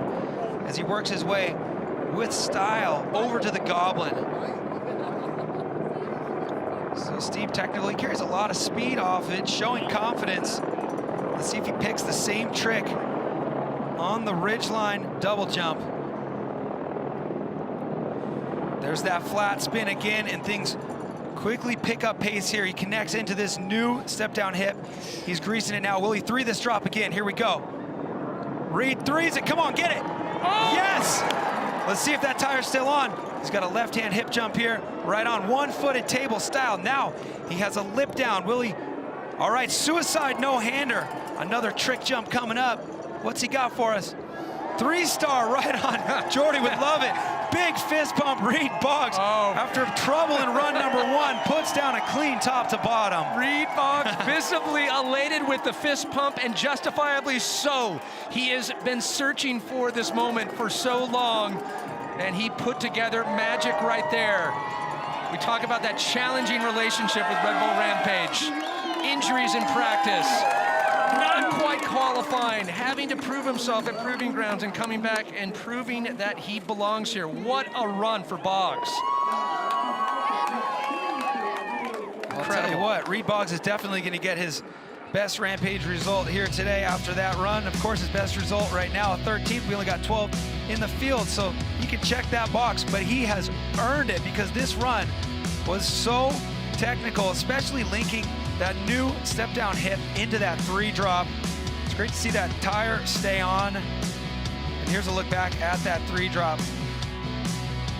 Right to the top of the landing. Wouldn't have wanted to go any slower into that.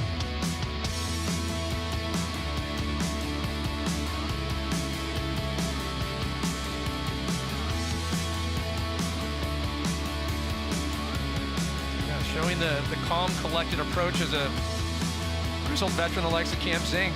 He's looking very comfortable. I mean, this guy absolutely loves the trainer out here, lives out here full time now. And there's no better feeling than putting down your run top to bottom.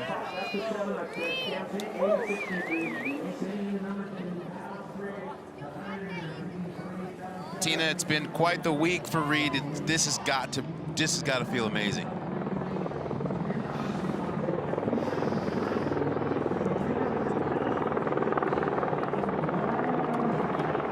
And Reed, we've seen you here before. How long, how hard have you had to work to get this interview, to get this run? I'm just so happy. I've been working all year for this, so it's just so relieving. I'm just stoked. Yeah, I'm hoping the score is good, but if not, I don't care. Like, I did what I came here to do and stomped the three, rode out, and I'm just stoked. The mindset you have to fall, or even just, it wasn't even a fall, it was just a minor mistake from the bike, and then go back up and do what you did. Yeah, just believing in yourself. I just kept telling myself, you got this, you already landed it, like, just do it. Get down to the bottom and have fun, and I did that, so I'm happy. You absolutely did. Thanks, Reed. So the score to beat, an 89, held by Brandon Semenuk in first. Zink in second with an 86.33, and Kyle Strait rounding out the top three in a 77.33. And you heard it from him. Reed Boggs says, you know what? I came here to do one thing. I did it. I hold my head up high regardless of the score, but it wouldn't hurt to get rewarded with something that would find himself on the podium here today, where we've seen some amazing back and forth. Well, these guys who live out here and love this type of riding, they're so looking forward to getting through the event and being able to enjoy the winter out here, because that's when the riding gets the best. He was out here on a shoot when he got the call that he was into the event. He had just stomped the biggest step down flip he'd ever done. He got that call from Todd Barber. You're in the event, so it's been a good couple weeks here for Reed Boggs. 24 years old. And we talk about that long journey to get to this point as numbers are starting to fall in place. Is it enough to crack into the top three? And there it is, Reed Boggs, an 87, moves into second place. Just behind Brandon Semenuk. Cam Zink now relegated to third for the moment. I like that. No, but the score would be nice, and then you see the reaction of what that score felt like. Man, wow. And Ethan Nell up top, reacting to those numbers and knows what he has to do to compete. So Ethan Nell, going back to the line he loved so much from his rookie performance in 2017, where he grabbed 3rd place and launched his Rampage career. He flipped that lily pad in run number 1. We saw him flip that lily pad in a film segment last year and was wondering, was he going to do that in his final run? We did see him flat spin that hip up on the ridge in 2017. Will he do that now with an opportunity to better his run 1 score? What you guys can't see is Boggs just threw his goggles and there was a full scrum of like 5 kids on the ground. Like. It is melee down here, but just let's talk about the mental melee between the ears of Ethan Nell. He's found 3rd place twice here before, but he is gunning for a title. He wants to find the top spot. To do so, he'll have to better an 89 held by Brandon Semenuk right now. Brandon Semenuk, defending champ, forced to sit and wait. He's already had his 2nd run. So the rest of the field takes their final runs, where best run counts. Here we go, Ethan Nell. He's on course. Ethan Nell knows exactly what he needs to do to improve his run 1 score. He's done all of it before. Now he needs to link it all together. And maybe he's got some more surprises for us down at the bottom. Let's take a look and find out. Ethan Nell run the ridge into the knoblin here. Now there's this trickable feature on the ridge right after the knoblin. What do we got? Flipping it. Nice, getting a little bit wind blown sideways, but holding on, good composure. Now this step down flip, he yanks it around, comes a little short, but luckily there's not a jump immediately after. He's got some time to set up. Here we go, the lily pad. He flips it again. Oh, he's going long. Nice! That was actually even more perfect than the first run. Now, issues on this hip in practice this morning, no problem here in run number 2. Now, one more big trick jump to put the icing on the cake here for Ethan Nell. What do we got? There it is. Some gratitude on that flat spin. Look back at it. Little English just for good measure. As Ethan Nell, another top to bottom run. So Ethan Nell improving in 2nd run because he flipped that ridge jump up right after the knoblin. That was what he changed. It's so crazy when you have one thing that you want to do to improve your score, but you also remember you have to stomp everything else that you landed to be able to not only break even, but improve. Just to even find that lightning in a bottle, the top to bottom run that you know you have, and then to actually bring it to fruition, actualize it. Great angle there. Yeah. We get to see not only how small that takeoff lip is that he's able to flip off of, but we see where he lands on the lily pad. This is higher up on the ridge here, this first step down flip. So a flip on the ridge, a step down flip with a minor case here. The feet stayed on the pedals.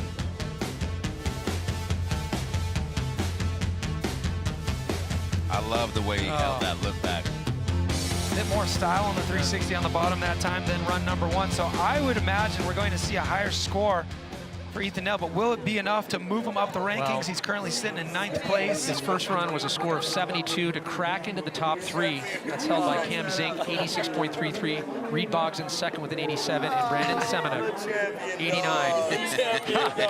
Oh. Everyone needs a good canine sidekick. Look at this. I believe that dog's name's Norris with that tongue hanging out. Oh my God, look at that tongue. It's amazing. Chilling with my daddy. I think Ethan and the doggy are going to have a conversation with Tina. Yeah, adorable dog there, Ethan. Look at that tongue. That's amazing. Well, what's the name of the dog? Norris. This is Norris. Oh, man. She's the best. He's got to be proud of that run. Oh, I'm so stoked, yeah. To do a backflip onto that lily pad once is one thing, but to go back up and do it again. Oh, terrifying. It's so technical, but I'm glad we got it done twice. So can't ask for anything more. I'm stoked. To come back to this venue where you broke out and got that podium result back in 2017, how much did that play in your mind? It plays a lot. You know, I want to do the best I can, and it was really cool to come back and work on the line that I rode then, so it's awesome. I'm just stoked to be here. It's so casual. Thanks, Ethan. Yeah, you're welcome. Scores coming in for Ethan, Nell, and Norris. A 73.33, an improvement, albeit not enough to move into the top 3. The best he'll be able to do is 8th. Don't forget, those top 10 rankings are so valuable. Yep. Because you know, it solidifies yourself a spot into the next year's event. It makes you forget, like, there's 2 events taking place at once. The podium and also to come back. Qualify for next year every time. And to remind everyone, there's multiple micro dramas going on in each of the mindsets of our riders. Our next rider up, 3-time winner Kurt Sorge. He wants to be the first 4-time winner, not Brandon Semenuk. He's going to have something to say about it as we look back on his run. Yeah, let's refresh our memories. Smooth up top. One thing to brush up is in the middle of his line, he's got a perfect trick jump. It's taller, it's longer, it's wider than it was in 2017 when he backflipped no-handed it for the win. I would say you could focus on that spot and expect him to improve there. As we look at Sorge's blue line, that is anything but a blue line. We're talking quadruple black diamond over here, the 2017 winning line. We saw him flip that final drop off the prow and run number 1. So he's got to do all of that and more to move up the rankings. Kurt Sorge sitting in 7th place right now. I would say quadruple diamond, skull, cross swords, and maybe some TNT in that line. So Sorge's going to take his time. Was dealing with a bit of a wind hold on his first of 2 runs, and the weather has been fantastic. Definitely cooperating. One of the most beautiful days we have seen in Rampage history. Yes, but definitely challenging. Yes, there's those moments, but you know what? We're thankful of the moments where it just dies down. Relative to the win that we had yesterday at this time, we feel like we've been dodging a bit. Would you say, Cam? Oh yeah, I mean, Sorge on course right now, and he didn't have to wait to drop in like he did in run number 1, so you do see that flag moving a bit, but Sorge knows exactly what he needs to do to improve that score and move up the rankings. Expect to see some tricks here as he starts things off, flipping the ridge jump, and now this is his rhythm section. Suicide no-hander this time, great extension, and so much style fluttering over that hip. There we go, the Superman on the trick jump. Good extension, snap a photo of that. Chase as it down. He approaches his flip drop, he flips it again, flip, knack. Oh my, he landed it. That was perfect. Okay, he's got to hold it together here, not get too excited. Flip, step down on the ski jump, and now hip flipping into this. Oh, he holds on. What a run there. He will 100% improve his score. Kurt Sorge, his first run of 2 was a 73.66. He's chasing an 89. To move into the top spot. He always delivers. Yeah. Sorge always delivers. Man, that Superman, he needed something on that jump. He straight aired it, and we heard him in the finish corral with Tina after run number 1 saying he had a mistake. That's what it was. He brushed it up.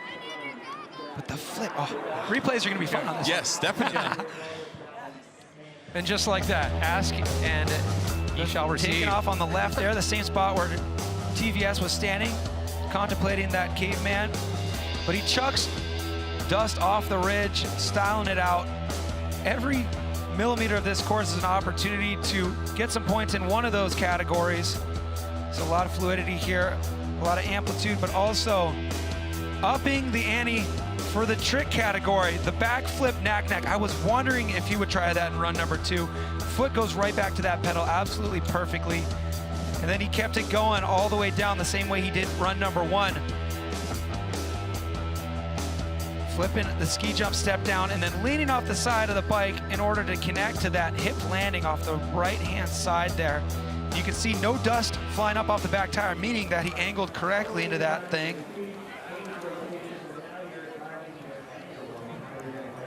Come on, baby. That smile doesn't lie, does it, Tina? Oh, no, that smile does not lie. You should have seen him celebrate in the crowd down here as well. And Kurt, you told me after that first run, I had some mistakes. You cleaned it up. Yeah, totally. It's so hard to judge speed coming into those big hits. you got to brake just perfect for everyone, and it's super difficult. So just to be able to nail all the like jumps and get everything I wanted, I couldn't be more stoked. You know, throughout your career, there's been ups, there's been downs. You've won this event multiple times. What keeps bringing you back, though? And you keep reinventing yourself. Yeah, I just want to keep progressing all the time. Every year, it's hard with injuries, like so many back-to-back injuries, and had some bad luck the last couple rampages, and just really happy to put together a solid run. Yeah, that was a fantastic second run. Thanks, Kurt. Thanks, Steve. So 3-time winner, Kurt Sorge, now waits for numbers, a very anxious wait, as it was a Herculean task. His first run was at 73.66. Could he catapult better than an 89, a big jump? He definitely improved on that run. The big question, was it enough? Just to crack into the top 3, you'd have to better that 86.33 currently held by Cam Zink. What do you think, Cam? Yeah. You know what? The judges are going to take their time on this one. You're talking about Cam Zink's run. It had some seriously consequential elements to it. That steep shoot down the heart, the flat drop flip, the 3 drop. So it's going to be tough to beat that one, but let's see. Is it enough? Sorge, wow, with that an 88.33, Kurt Sorge launches into second place, just behind Brandon Semenuk. Wow. And now, Reed Boggs sitting in a precarious 3rd place for the moment with only 3 more riders to go, and all of them sit outside the top 3. This has been the most dramatic second runs in the last few years of just like knockout, knockout, knockout in that top 3. Sorge rewarded for up in the ante with those tricks there. They love that Superman. They love, you don't see backflip variations very often off of those big step down hits, so I think that's the one that really got the judges. Well, Tommy G, T-Mac, and then Kyle Strait will finish today's competition. 3 more riders where best run counts. What can Tommy G do as we look back on his previous run? Run number 1, so solid from Tommy G. We heard him in the finish corral saying this is where he belongs. This feels like home. It's a long way from Belgium, but he's a free ride mountain biker. He belongs at Rampage. He's looking to get that automatic invite, hold down one of those top 10 positions, and take a look at how he fared in run number 1, linking together the regular 360 to the opposite 360, and then finish things off down at the bottom with some nice style on that regular rotated 360. Believe it or not, knowing Tommy G, he can improve upon this, adding different tricks in here.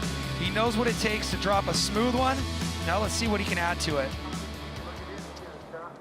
Back to the top as we wait. Our next rider, Tommy G. Ready, Tommy? Good. Rider number 6, Thomas Chenot. 3, 2, 1. 2 5th place finishes before at Red Bull Rampage. Can he find the podium? Tommy G. Thomas Genon carrying good speed up at the top, but he's got to shut her down here. You see, he almost started breaking too late, but that just shows aggression. The judges love it. Clean through his double drop. Now here's the corner pocket. Alley-oop transfer 270. Good style connecting before things heat up again here as we get into the hip and then those 2 trick drops. There we go, new trick on that. The one sider tabling it out. The arm and the leg hanging off the downside of the bike. There we go. 360 drop regular direction. 360 drop opposite direction. Nicely into that hip. And what will he choose down here off these final few features? Suicide no-hander on the step down. He had a straight regular 360. He goes opposite this time and dangles the foot. So up in the ante in 2 separate ways on the last jump. And he flips the final feature, just barely squeezing it out. Yes, way to go. Chenot delivers on the final run when it counted most. Is it enough? Can he find the podium? He's been after it for a handful of Red Bull Rampages. Consistent. Can you get points for so stylishly ghost riding the whip? I mean, everything was executed with precision. I mean, it was swagoo all the way through. Most of the time when you ghost ride your bike too, it falls over right away. Exactly. Not when you're Tommy G. That was a literal ghost ride. Look at that, giving credit to his builders. You know what? It must have been really hard to get that phone call late in the game while you're already competing in slopestyle in BC.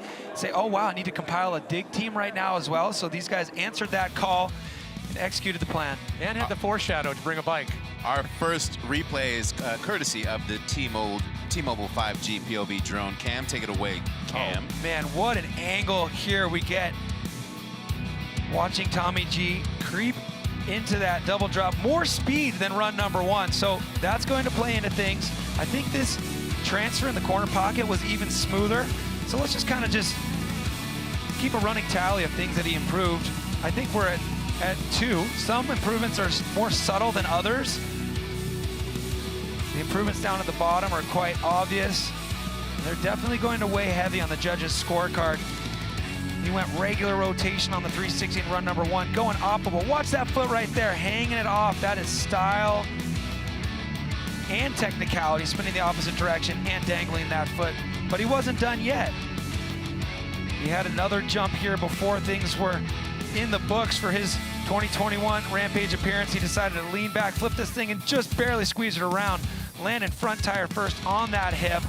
Let's see if we get a look at this Ghost Ride as well. Look at this. That thing would have just kept on going to the downtown Virgin if that fence wasn't there. That thing was on its way to the Bitten Spur. All right, score to beat to move into the top 3 in 87, held by Reed Boggs. 88.3 held by Kurt Sorge in second, and Semenuk still on top with an 89.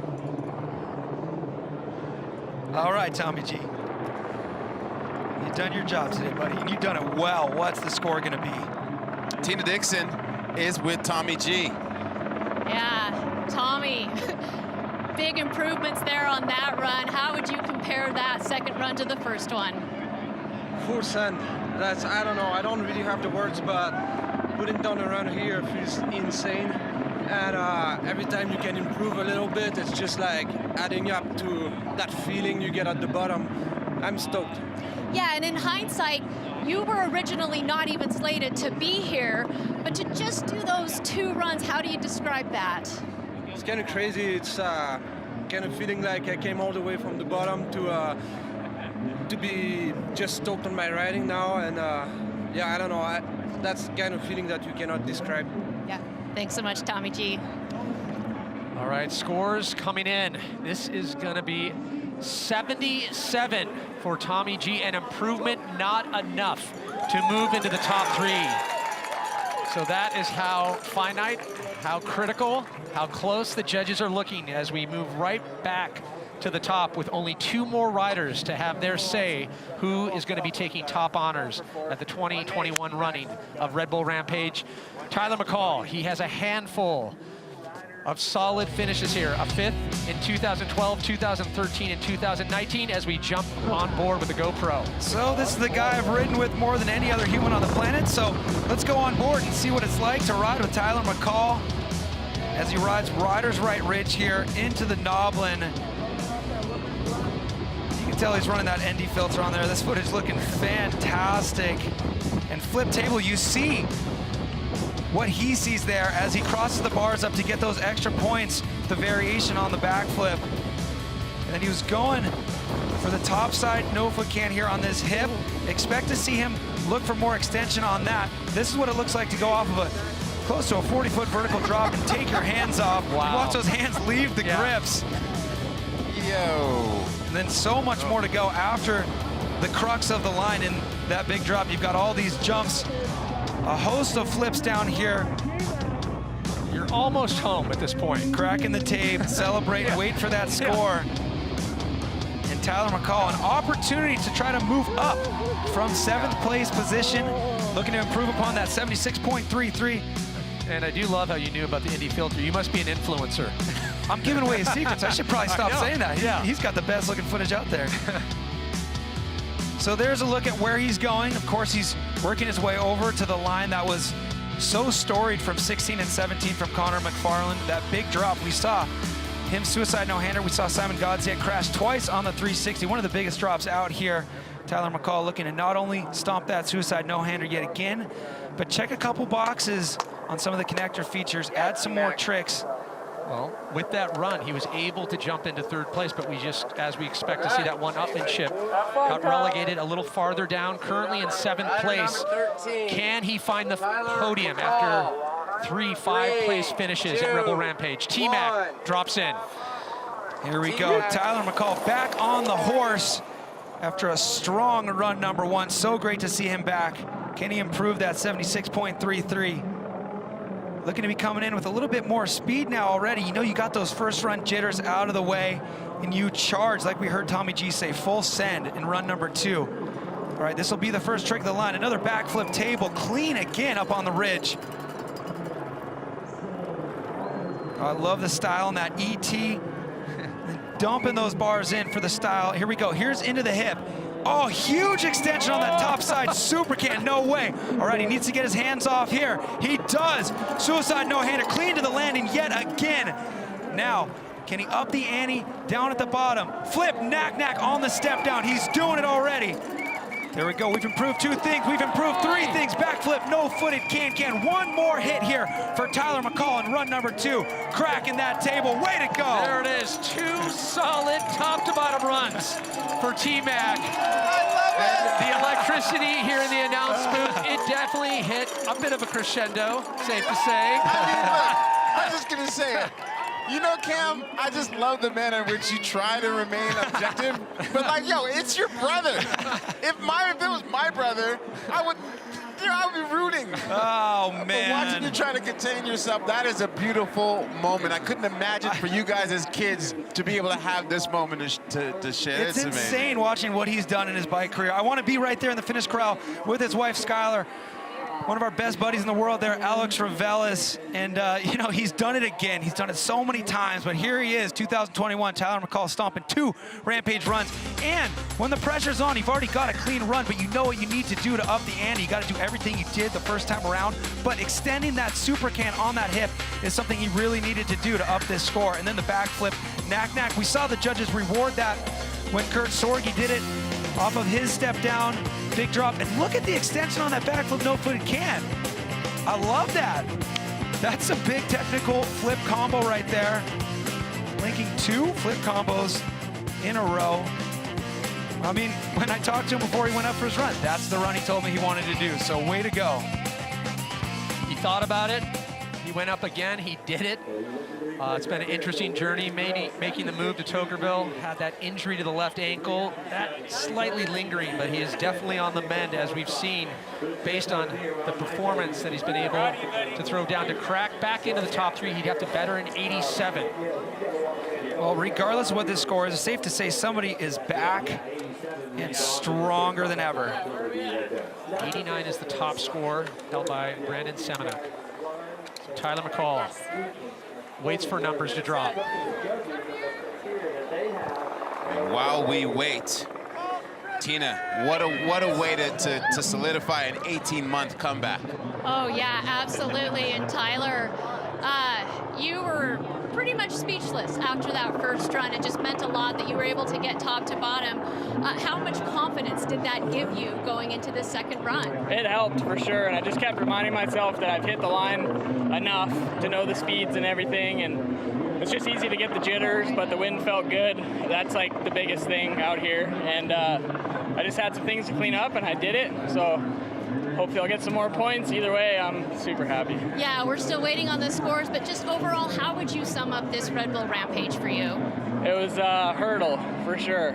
And like I said, a month ago, I was riding right over there, and just, it had been so long since I had ridden and done tricks, and I was so far off where I needed to be. So it was a lot of work, but it's always worth it. Yeah, thanks, Tyler. Yeah. Scores coming in for Tyler McCaul, a 78.33, an improvement, finds yet another 5th place for the moment with only 1 rider to go. Wow, this is interesting. Yeah, Kyle Strait sitting in 6th now as Tyler moves up 2 spots. So Tyler's highest finish, he's got, I think, 3 5th places. So is he going to get another one, or will Kyle Strait dig deep? He definitely has a lot more he can do. And here's how it sits right now. Reed Boggs in 3rd, Sorge, 3-time winner in 2nd, Brandon Semenuk. If he stays on top, he'll be the first ever back-to-back winner and a 4-time winner of Red Bull Rampage. But this gentleman, no stranger, he's been to every single Red Bull Rampage. Yes, Kyle Strait. He's found victory here as well. Back in 2004, 2013, no stranger to the top of the podium. Will the speed, the exposure, that Kyle Strait's signature approach, can he do it, Cam? Can he better the 89? Well, you know what? There was a couple items left on the table from run number 1. He flips that step down. He's done it in the past. You know he wants to do it again. He had a great combo here with that backflip toboggan. Will he stick with that, or will he go with the backflip suicide no-hander like we saw him do in the 2019 event? This is the rider that we've seen do so many Rampage runs, more than anybody else, so we know what he has in the tank. It's just a matter of putting it together right now, and all the pressure's on. Final run of the event, run number 2 for Kyle Strait. Well, it was a clean run in the first of 2, and it was just shy of the 80 mark, 77.33. AKA Lyle tries to find his Zen zone. He's been here before on the top of this mountain. Can he do it? We start this run, we're going to from 0 to 60 in the blink of an eye as he dives right down the belly of the beast into the heart of this mountain. Can he get out the scalpel? Can he be the heart surgeon and do what we know he does? And what a way to end this event, right? Oh. The one person in this 20th anniversary who has been here and competed in each one. Yeah. As you mentioned, became a father this year as Semenuk sitting in the top spot. If Kyle Strait cannot better an 89, Semenuk becomes the first time ever, 4-time winner, first time back-to-back Red Bull Rampage champ. That is a lot of weighty history. We got a 2-time champ dropping in right now, looking to make it 3. Here comes Kyle Strait. And if Strait does it, he will join the Sorge Semenuk club of being another 3-time winner. Here we go, controlling speed into the chute. Clean this time, skipping off of those drops, so smooth. Hard to stress how steep that line actually is. And hitting all of his marks right now. We've got this new double jump he shares with Cam Zink. Goes for the Superman C grab, in there. Nice, high consequence there because you take off right away again down the landing with that step. Cracking into that table, way better this run than he did in run number 1.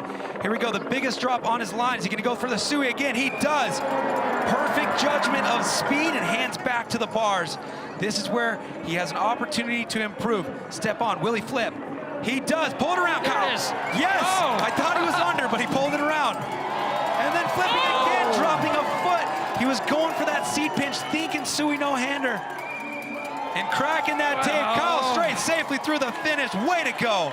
Quick touch, went awfully deep, was looking for perfection, and that's exactly what he needed to better an 89. Fellow friend, Cam Zink. Way to go, Lyle. What a great run. He's gonna beat himself up over that flip, but hey, think of all that he did in that run. Expect to see that score improve, I would imagine, almost undoubtedly. But this is the big reward right there. Getting to the bottom safe, getting welcomed by your friends and family. I love these tight views of this chute because you get to watch when the back wheel is spinning and when it's not. You get to see how many times the wheels leave the ground. That second step down is no joke. It's like a haunted house up there. It's want nothing to do with it. No, it's spooky, that's for sure. There we go. We hear all the riders in the finish crowd talk about how difficult it is to judge speed for these blind step downs. Kyle Strait, with more experience doing that than anybody else, I thought he was gonna be under on that flip, you guys. I was like trying to will him more rotation, but he was patient, he let it calm down. He was going for that flip toboggan again. You saw that hand come off, so he was gonna stick to the plan there. Great job actually getting the hand back on. All right, score to beat, an 89, held by Brandon Semenuk, followed by Kurt Sorge in second, 88.33, and Reed Boggs in third with an 87. Those are the numbers. But what a year it has been for Kyle Strait. We mentioned a previous 2-time winner here at Red Bull Rampage, became a father, and the smiles say it all. We're gonna need a veritable a nursery here soon.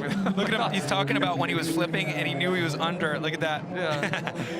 Oh, just sit and wait and hope it comes around. Hopefully they got more airtime than it feels like right now. And he is such a talented rider outside of Red Bull Rampage. I don't care if it's a pump track. He's yeah, just the skill sets run deep with Kyle Strait.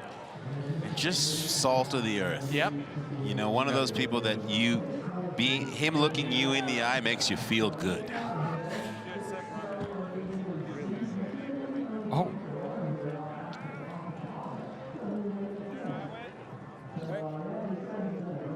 So moments away from the numbers dropping. That was a nice moment there. With Semenuk. Yeah. Little nod. The camaraderie, the mutual respect runs so deep. Scores coming in for Kyle Strait, 77.66. Not enough to even crack into the top 3, so it is official. Brandon Semenuk is your first ever back-to-back Red Bull Rampage champion, as well as a 4-time champion. Unbelievable. Semenuk defies logic, defies expectations, and does the unthinkable. How do you go from already being on an island by yourself to just literally just like your own planet now? As history just digested, Tina Dixon, we're here for it here at this return to Red Bull Rampage. Brandon.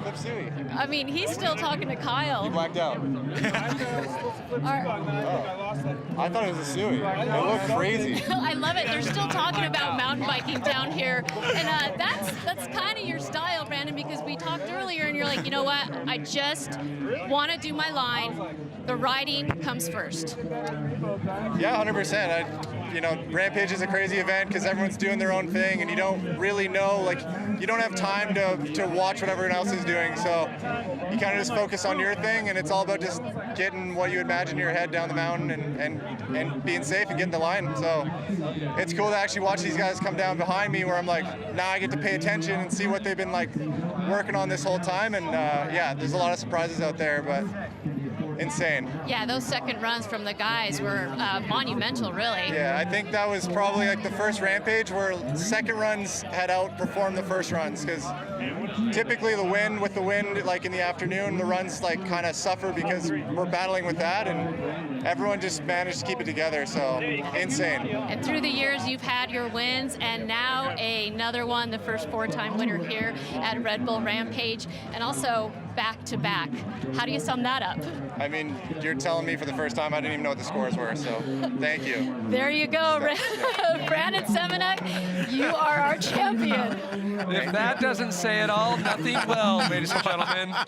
That just goes to show it's victory no matter what to stomp your run. And we should point out, too, he had to do that second run. He just went. He was the last rider to go right back to the top. We re-racked it. And to have that be the first rider to drop in on the second runs and have that score hold. And that drama, that course hold of 15 minutes after that very unfortunate accident with Tom van Steenbergen, and then a wind hold, and all that going through his head, then not make the run, re-rack, like you said, straight back to the top. That's about as hard as it gets. And turned it into an advantage. He just a savant in ways that we will never understand. A beautiful mind of freeride mountain biking. As we look at our final results, Reed Boggs finally finds the podium. It has been a long, arduous journey, and he finds his own victory with a third-place finish here today. Kurt Sorge, a 3-time winner, he finds second place. And Brandon Semenuk, yes, he makes history here today, the first back-to-back winner, as well as the first 4-time Red Bull Rampage champion. What an incredible display of freeride mountain biking.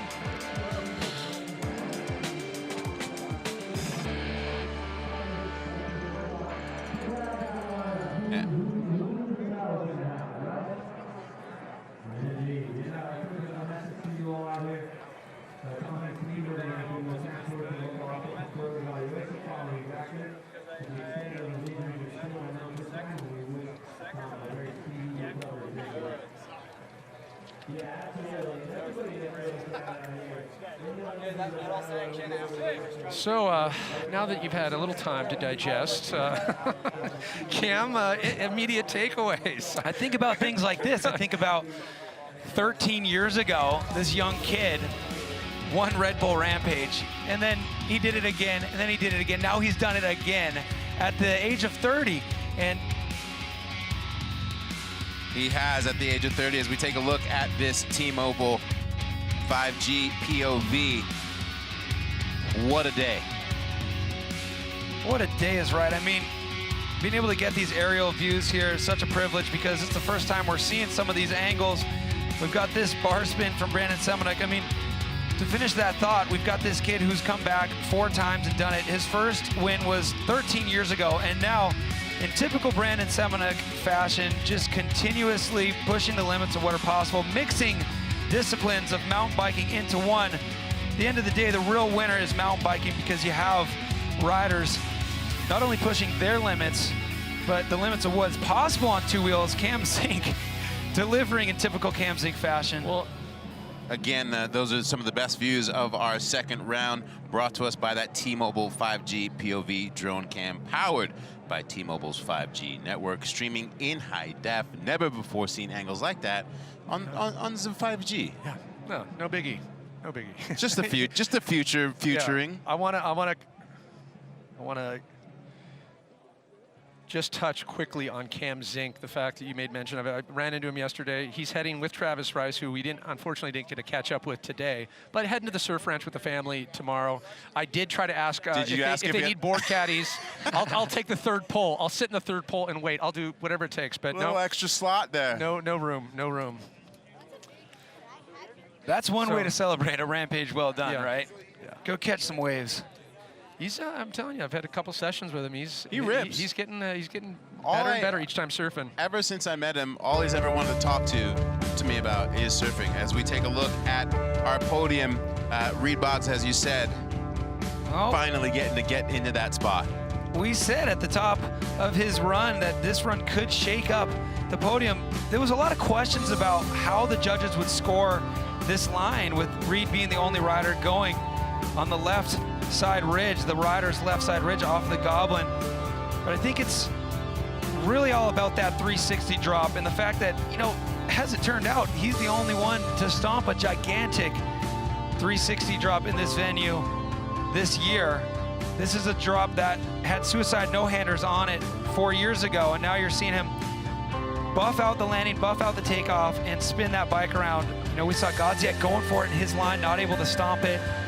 So Reed Boggs kind of hermit crabbing into that line and ramping it up, improving stuff up on the ridge, and taking that all the way to the podium. This guy moving out to Utah, living this lifestyle, and now can say he's got a podium finish. It's obviously paying dividends. Never been top 10, taking Reeder's spot, and to go from a rider never cracking the top 10 to finding the podium, that is a huge Herculean leap.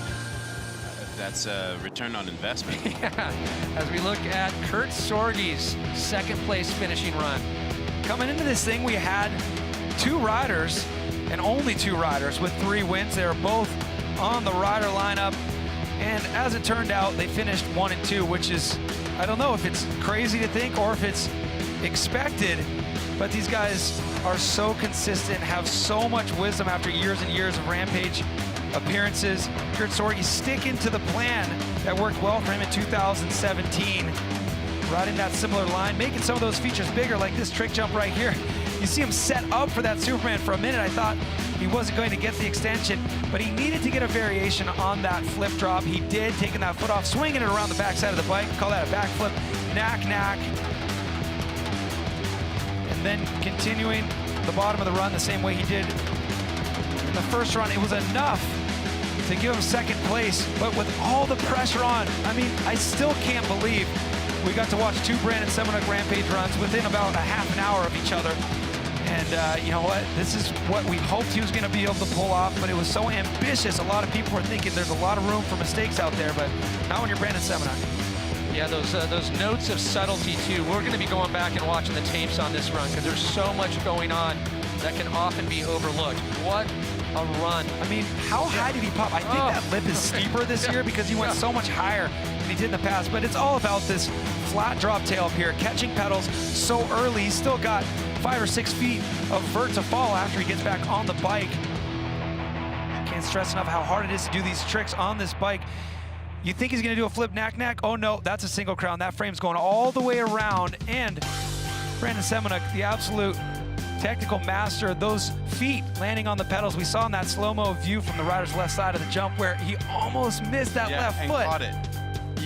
He is a warlock. To me, in watching him, there's a personalization to every single maneuver, and even something that might be considered stock, he does it in a way where you're like, oh, he only can make that thing look that way, and then you stretch that together, and it's just a different painting from everyone else. It's that silhouette factor. Even if he wasn't doing the tricks, you could just tell on the bike who it is.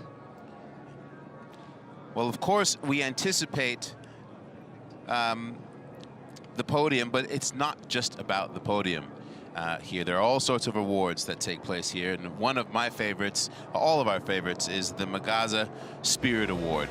That spirit of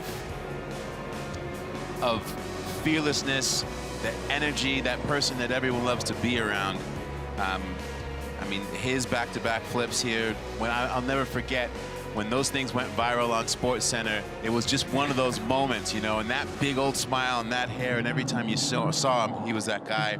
And right now, Tina is with our award winner, Mr. Braga Vestovic. Oh yeah, and over the last couple days, it's been so much fun to watch Braga Vestovic and his crew build, and the lines that you were building, I was looking down going, where exactly is Braga going? And you really showed what it meant to have the spirit of mountain biking, just like someone, Kelly McGarry. And we give an award called the Magaza Spirit Award at each Rampage, and you have won that. No way. Yeah. That's crazy. No way. That's sick.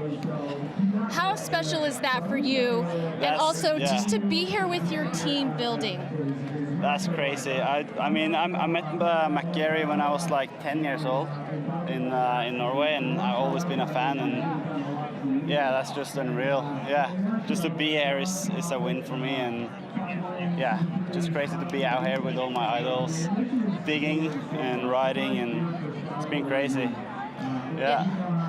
We missed you in the competition. You weren't able to ride, but just watching you here and seeing some of the lines that you did, congratulations on this award. I couldn't think of a better person for it to go to. Thank you so much. Thank you, Tina. And thank you, Tina, for just killing it all day. Yes. Perspective, on point, those questions. How about the manner in which he received that like he won? Well, by the eye of Odin. He is a Viking warrior. I want to talk about him a bit because he was going to be one of our biggest stories coming into this year's event. And he represents something that doesn't come along that often. Somebody who fully embodies what Red Bull Rampage is all about. And the big question is, can he come to a venue where everybody else has a line and find something that's new? He did that. And all he did to prepare for this year's event was watch footage from the original events. And he came up with something down there. The drop that he crashed on, we measured it using that augmented reality technology, 47 feet vertical.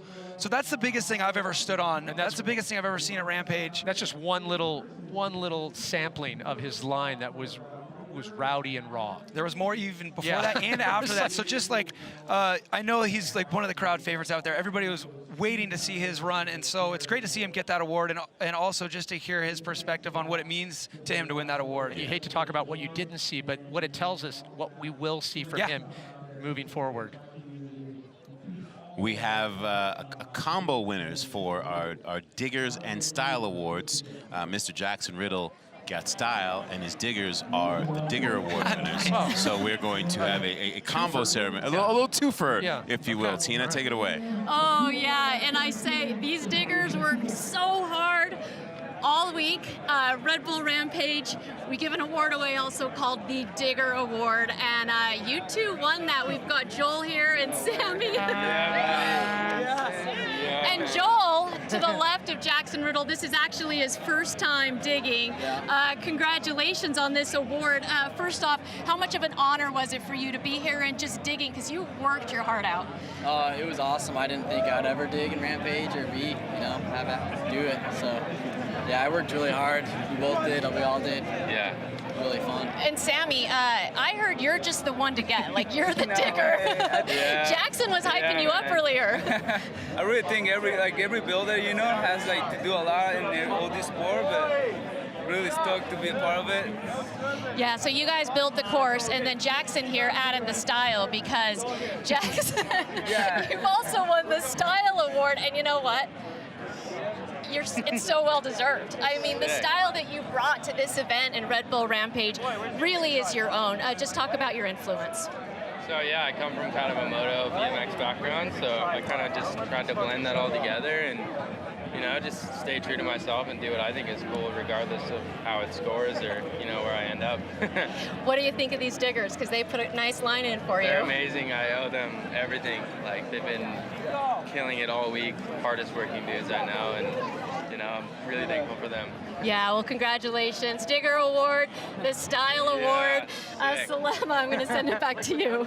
Thank you, Tina. The Michelin Style Award, as well as the Kia Diggers Award. I got the chance to spend some time with Sammy, who's from Riverside. This kindest soul, happiest guy up there. I mean, just that smile and energy. And he's talking about how hard they worked, 7 a.m., etc. And he just couldn't stop smiling about the joy of being able to do this with Jaxson. Yeah, you see the stuff that he builds on his own time. He's such an accomplished trail builder, feature builder, and he's definitely one of those guys that everybody's trying to get their hands on for Rampage. It'd be interesting if they start to steal each other's diggers, but yeah, they are such tight-knit crews. They have to be. I mean, to put in that time, the sweat equity, and to see it pay dividends when you build this line. It is like they're building topiaries of dirt, like pieces of art for sure. Yeah, and that's the thing you talked about earlier. Like, we do talk about the diggers more often, but it is really this collective energy that goes into this thing that's so much more than just about the riders. We have one more award to give away. That is two more to give away, and that is the Utah Sports Commission Best Trick Award. And I'm wondering, Tina, do you have it? Good call. Oh, sorry. Oh. Okay, so I think this is the greatest call right here to give Tom van Steenbergen the Best Trick Award for this front flip. This is one of the most monumental single moves we've ever seen. And you see him shaking his head here in disbelief right now. Unfortunately, right after that front flip on the next feature is when he had that crash. But the size of that drop and the consequence of a front flip off of a drop is why that's the Best Trick Award. That one had me the most nervous all week, knowing that that's what he had planned. It's crazy to think that he didn't crash on that. He stomped it clean and is well deserving of that Best Trick Award. Yeah, I've just been given an update that Tom van Steenbergen has been now transported to the local hospital for further evaluation following the accident.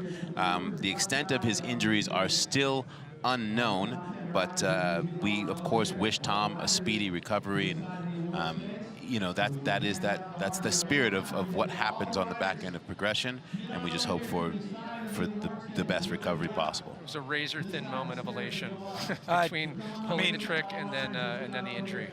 A second, and maybe 2 seconds, and you know, well deserved right there. I'm looking forward to when he gets to hear that news and how excited he'll be about that. And it's great we have so many awards here, you know, because it's tough when only one person can win, but everybody executed their plan with, you know, so much that goes into it.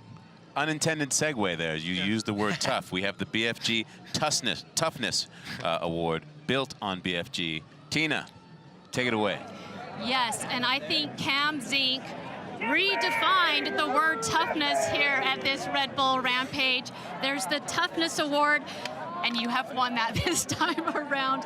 After your crash earlier in practice, was there any doubt of, should I go back up, or I'm just gonna do it? Yeah, there's always doubt. I mean, even when you're on your best day, there's always a little doubt, you know? And I think anyone that says that there isn't is lying, you know, because we all go through the same hurdles and mental struggles of getting back up there and overcoming mistakes and you know, like the hike to the top is pretty heavy. A lot of emotions out here, and especially when you know, bruise a lung and you're going to the hospital once again the night before finals. But you know, it's all worth it in the end. You just got to remember, like, never give up, keep working hard. And it's always worth it. And it just shows the passion you have for this sport. Yeah, I've never. When I was younger, no one was doing it at 35, and I sure as hell didn't think that I would be here going for a win. Like, I was every bit capable of winning today, you know? And I know that in my heart, and I was going here building, scoping, riding, practicing, everything to win. And pretty proud to have my kids here and be 35 years old and still feeling fully capable. Didn't work out today, but, you know, we did everything we could. Yeah, Red Bull Rampage would not be the same without you. Thanks, Cam. I appreciate it. Cheers. Thanks for watching.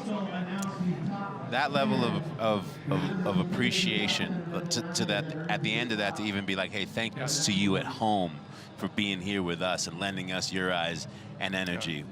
You know, we talked at the top of the show, 700 and some odd days since we've been back here at Rampage. Obviously, we went through a thing collectively in the world where we didn't know when we get to come back here. The spirit showing back up here, we had that feeling that this would be a special one. I believe it has wholly over-delivered. I'd love to hear you guys' thoughts. Well, I think the harbingers that the sport is alive, well, stronger than it's ever been. They're alive and well. It's I saw so many things leading into it, and you know, Braga's, you know, his line and everything we expected from the other riders. And yeah, there's, you know, it's bittersweet. You have to see guys like Carson, you know, Andreu, like they're not here, and even Brett Reeder, but they just continually over deliver. And my biggest takeaway is that it's, you know, every time I'm treated and my expectations are shattered. There's no glass ceiling. There's no ceiling, period, when it comes to freeride mountain biking. Yeah, we could speak forever about the riders and how they dug deep to give us the show that we were just able to witness, and we can project what the future will look like at this continuous rate of progression. But also, I want to shine a light on the fact that for the first time, we return to a past venue now. There have been 5 venues. So that has been proven to be possible. Yeah. And it's proven that you can come back and have still, yet again, the best show, the best Red Bull Rampage we've seen, yet again, returning to a venue. So who knows what the future holds, but knowing what we learned here, I think it's bright. We think we can write the script. No. These guys are writing the script, and they continue, like I said, just to, like, oh, I didn't know that was possible. Okay, thanks. Yeah, I'll come back for more. And it's that collective energy, right? The thing that we see in big wave riding. The thing that we see in big mountain snowboarding, this collective camaraderie amongst the community to move the thing forward. And it felt like there's almost a chip on the shoulder to be like, oh, if you thought we were asleep the last 2 years, nah. No, think again. Check this out. Yeah. It has been an honor to be here with you guys. I love working with you guys. Once again. And to all of you at home, and if you think that championship bike action on Red Bull TV is a wrap, think again. For the second time ever, the legendary Rainbow Stripes will be handed out to the winners of the Pump Track World Final. Lisbon's Park of the Nations will set the scene for unique and fresh competitive biking on a global level. Our T-Mobile 5G POV drone cam, definitely a star of the day, been giving first-person views of the riders, made possible by the power of T-Mobile's 5G network, the leader in 5G coverage. Here are some of our favorite shots from a truly historic and epic day of riding. On behalf of our entire crew, behind the scenes at a technical level, bringing you this broadcast to all the diggers, all the riders, the entirety of this incredible biking community. That is a wrap for Red Bull Rampage 2021. We will see you next year, right back here in Zion.